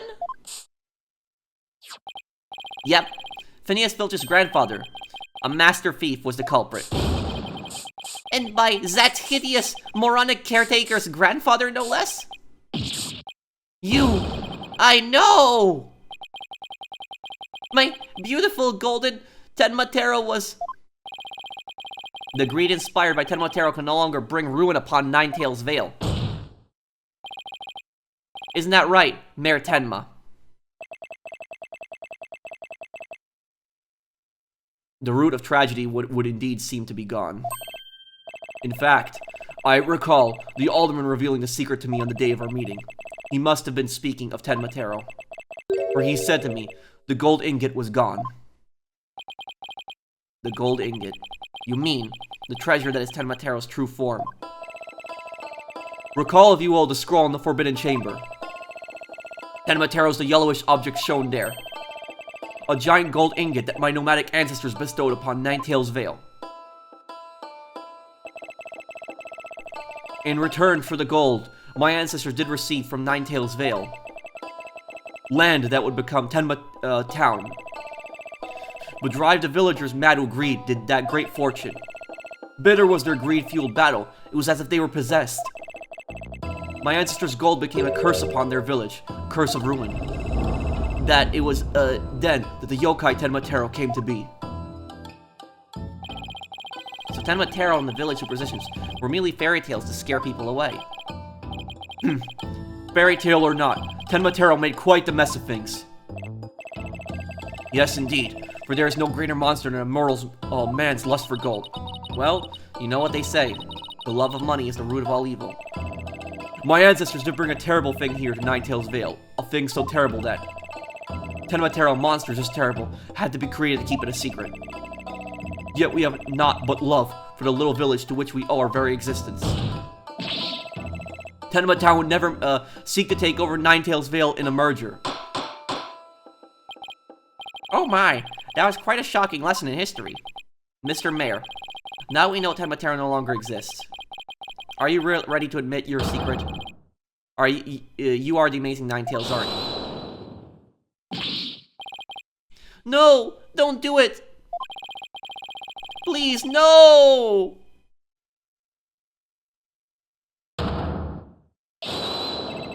Be gone, you demented demon! Now where was I? The Golden Lord of Yokai, the amazing Ninetales, is indeed me. Ha ha! Ha! Ha ha! And that means Jinxie. Yes? The man wearing the mayor's clothes, who you saw collapse in the Fox Chamber, was he wearing the amazing Ninetales mask? Uh-huh. That's what made me think it was Papa. He said he was going to reveal his secret identity to Alderman Kiwi that day, so... So it really wasn't Papa I saw there, was it? It was Florence's idea from the start. He advised me to reveal my secret identity to the Alderman. Yes, Rube Goldberg's machines have less elaborate setups than LaBelle's schemes. You may rest easy now, little Jinxie. That monster's deception is through. Ka-ka-ka-ka-ka. The true facts behind the case have finally come to light. Mayor Tenma did not kill Alderman QB, but Florent LaBelle did. How dare you, peasant! Ah! No! Silence.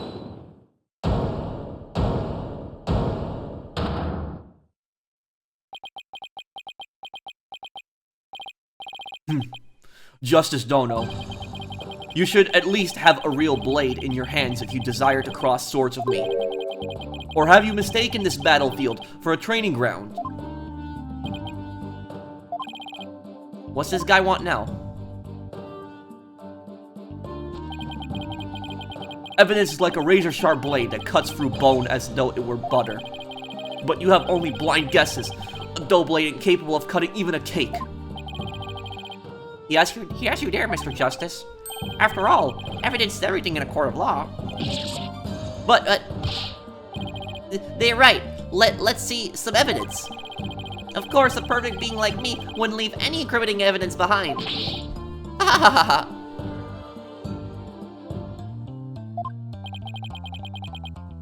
This is the final battle, just as a samurai must live and die by the sword.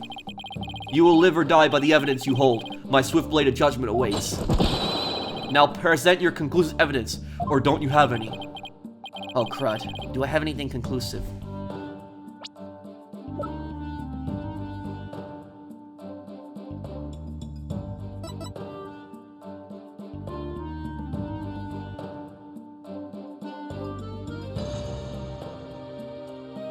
the hair color, was his hair painted a different color that day? Of course I do. Evidence? Oh, I have evidence. You do? Of course. It's just the conclusive evidence we need to. I'm going to finally prove Mayor Tenma innocent. Here comes justice. Let's review the facts. The most damning evidence against the mayor was the crime itself. The mayor and the victim were the only two people found in the room. Also, we all thought the alderman was killed because he was Amazing Ninetales. But as we know, of course, we were way off. I think it's the hairspray. That's what I think is the key. The Amazing Ninetales is really Mayor Damien Tenma. That's why when his daughter Jinxie saw the Amazing Ninetales collapse at the scene, she mistook him for her father. Those are the facts we have revealed. However, Mr. LaBelle asserts that he did not leave any evidence at the scene of the crime. But he didn't say anything about evidence outside the crime scene. Maybe he isn't as clever as he thinks he is. Does any of the evidence found outside the crime scene prove any facts?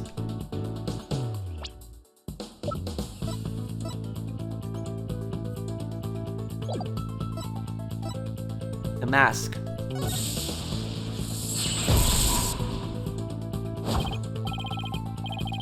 Well, I know, the Amazing Ninetales mask. It was found washed up along the river. What sort of clue does the mask hold?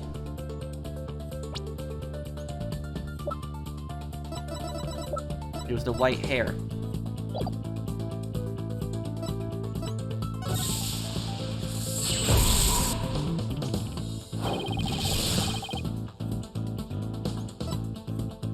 Florent LaBelle.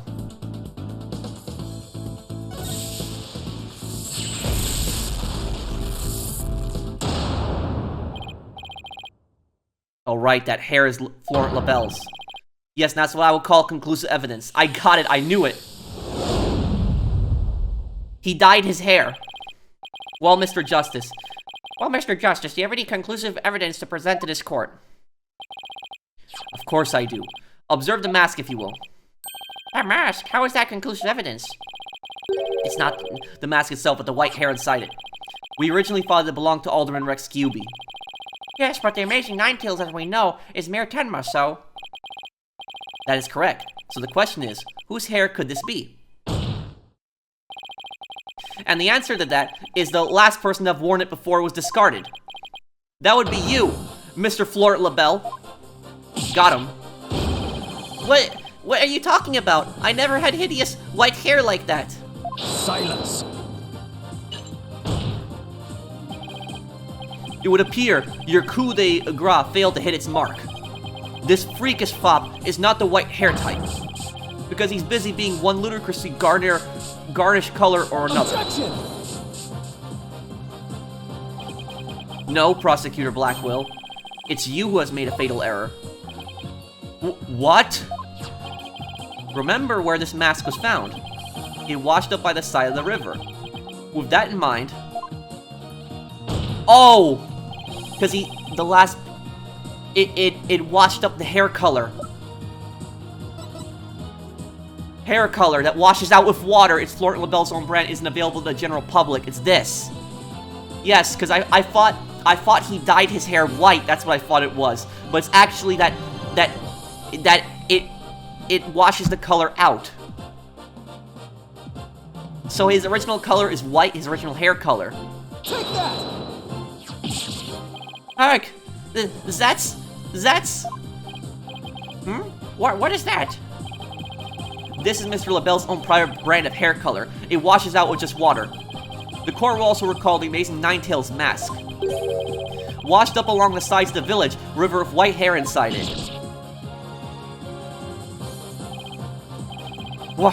What's this? Are you saying the preening peacock's hair color is... That's exactly what I'm saying.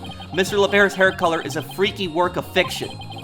But thanks to the river flowing through Ninetales Vale, we have a real-life expose. Hark!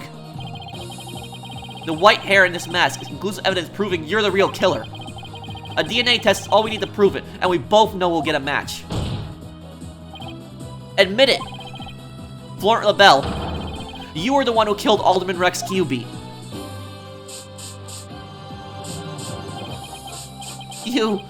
You... peasant! How dare you! Ugh! You profane my beauty like a bug. I'm gonna exterminate like alderman. No, my makeup.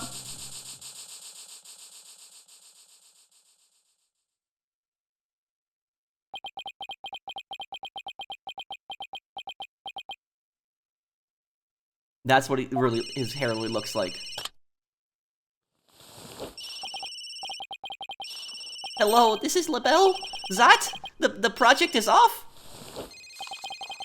This is LaBelle. The sponsors have pulled out? LaBelle speaking. I'm fired? You mean I'm no longer Mayor Tenma's aide? Hello, this is LaBelle. That? There's a stratospheric damage claims against me? $100 million? I'm finished! Washed up! Stick a fork in me, I'm done!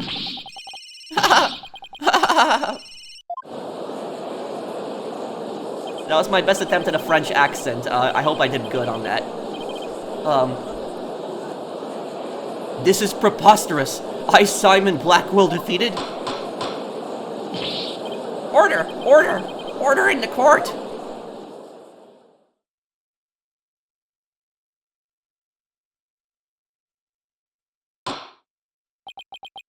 Well, this is quite the unexpected outcome. I must hand it to you, Mr. Justice. You really turned this case on its head. You just like the other lawyer, Phoenix Wright. Wait, that was a compliment, right? Prosecutor Blackwell, what have you done with Flirt LaBelle? The defaced man has withered like a flower without water. One of the officers is currently tending to him with a sprinkler. Wouldn't that just wash even more of his makeup off? Allow me to explain the actions of the guilty party in detail. The motive, of course, was to steal the gold ingot, known as Tenma Taro. However, few are allowed to enter the manor due to its cultural ties to Ninetails Vale. LaBelle set in motion plans to gain access to the manor and the gold within via the merger. But the efforts of the amazing Ninetails saw those plans come to a halt. And thus, LaBelle murdered the alderman and attempted to pin the blame on Mayor Tenma. I see, but what I still can't comprehend is why would he go after the gold in the first place? Mr. LaBelle doesn't look like someone who's needed financial aid. LaBelle hid his past well, much like he hid his beauty with makeup. He's married in debt. Debt due to pouring money into a brand only he could love. Which is why he sought the gold with such veracity.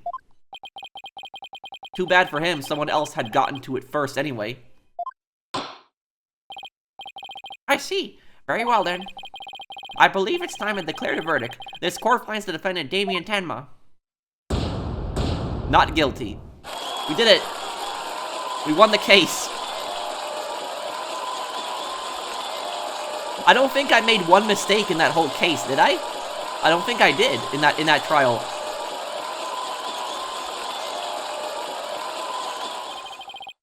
Court is adjourned.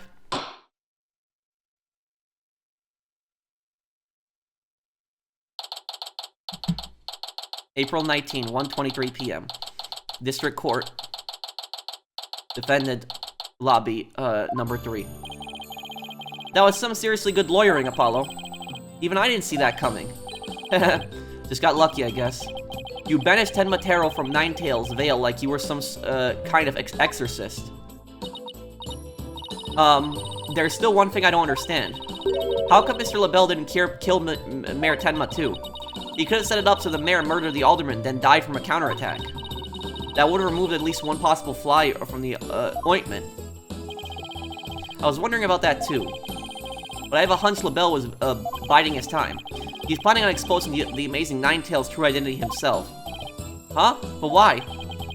Because the mayor was the amazing Ninetails.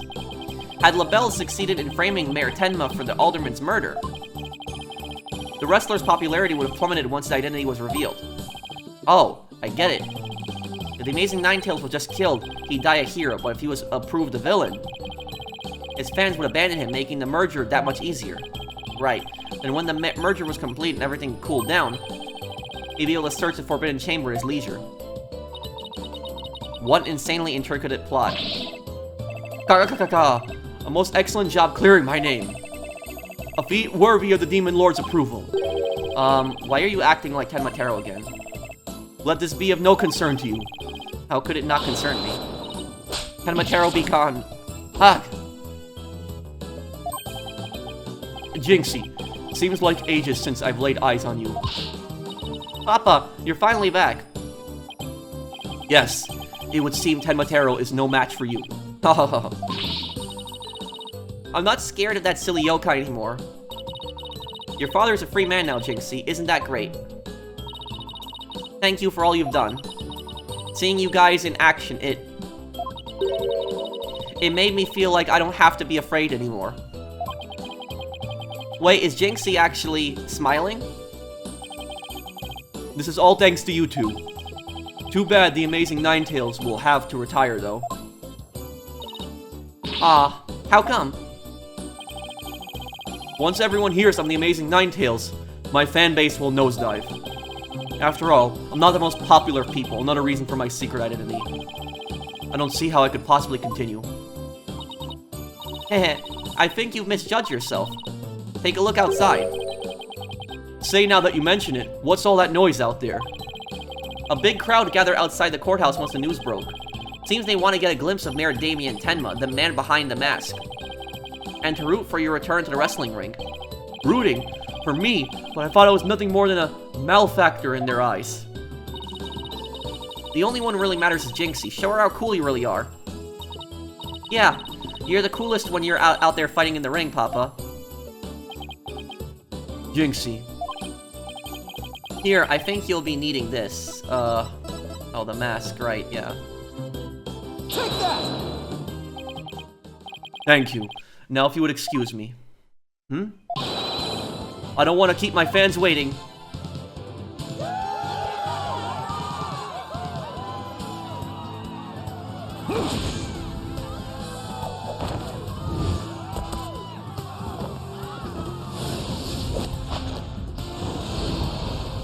Ninetales Vale forever!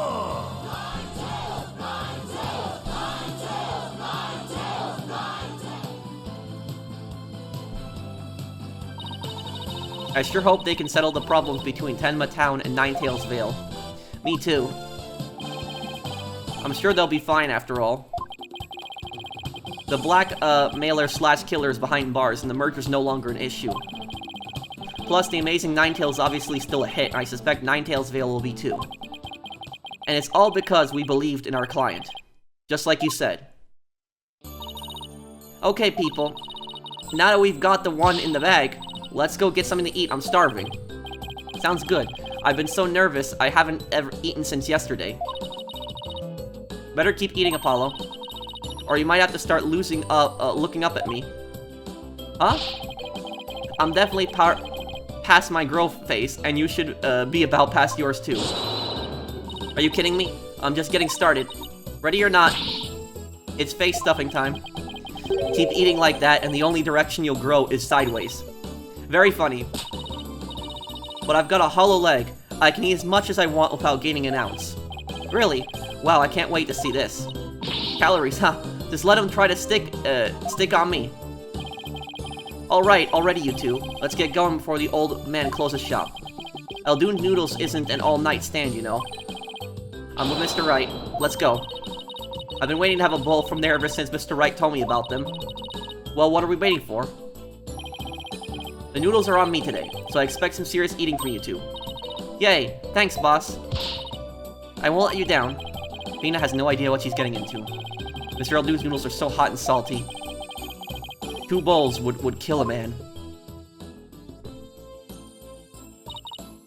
That was our first case together. And it felt like nothing could bring us down after that. The dark age of the law seemed so distant, so irrelevant to our small, cozy office. But little did I know that it had been lurking all along, right there behind us. The first time it made itself known was during the murder at Themis Legal Academy. that case would mark the twilight before the dark, cold night that was to come. So something really bad is gonna happen still. Okay.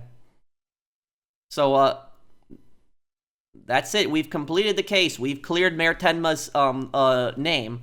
And, you know, LaBelle's finally in prison. But, let me know, did I do good on all my accents? You know, what kind of... I did the Judge Old Man accent. I tried to do Mayor Tenma, also when he was trying to impersonate the demon. I tried to do a French accent for LaBelle. I tried to do, like, a heavier accent for, Black Quill. And I also did, like, the detective's accent earlier, even though he was, you know, a very small part. But let me know, do I do good on the accents? If you want, I'll keep it up. If not, I'll just read in my regular voice. I do read a lot of your comments, guys, and a lot of you guys from the Ace Attorney community have watched my videos, because the Ace Attorney games actually have a really big following. Like, there's a lot of people that are, like, really love the series of games, and I know I have, like, a lot of you guys also watch my channel that are, you know, subscribed to me. You guys are liking the series a lot, but I've also, when I'm looking at the analytics, like, a lot of people have subscribed to me from this series, like, a lot of new people, and you guys talk about these cases a lot in the comments, too. I do read most of your comments on the Ace Attorney videos, too. But remember, a lot of you guys did tell me that this is like the weakest case in the game, was this one. I didn't think this case was that bad. I liked it for the most part. The only thing I'll say about this case is the only thing I probably didn't like is I didn't like how, like, the mayor kept doing, like, that when he was, like, possessed by the demon. I thought that was kind of a little cringe. But other than that, you know, the case I thought was pretty good for the most part. I thought originally LaBelle wanted the land. That's what I thought he originally wanted. But then when I found out, you know, about the gold, it was obvious to me he was trying to get the treasure there. But, you know, Phil's was an idiot. He tried to get into the place when literally his grandfather already stolen it. What a fool. But yeah, let me know what you guys think of that, and if I did good on the accents. Thank you guys for watching. I will see you guys on the next one. Take care, everyone. Have a wonderful day, guys.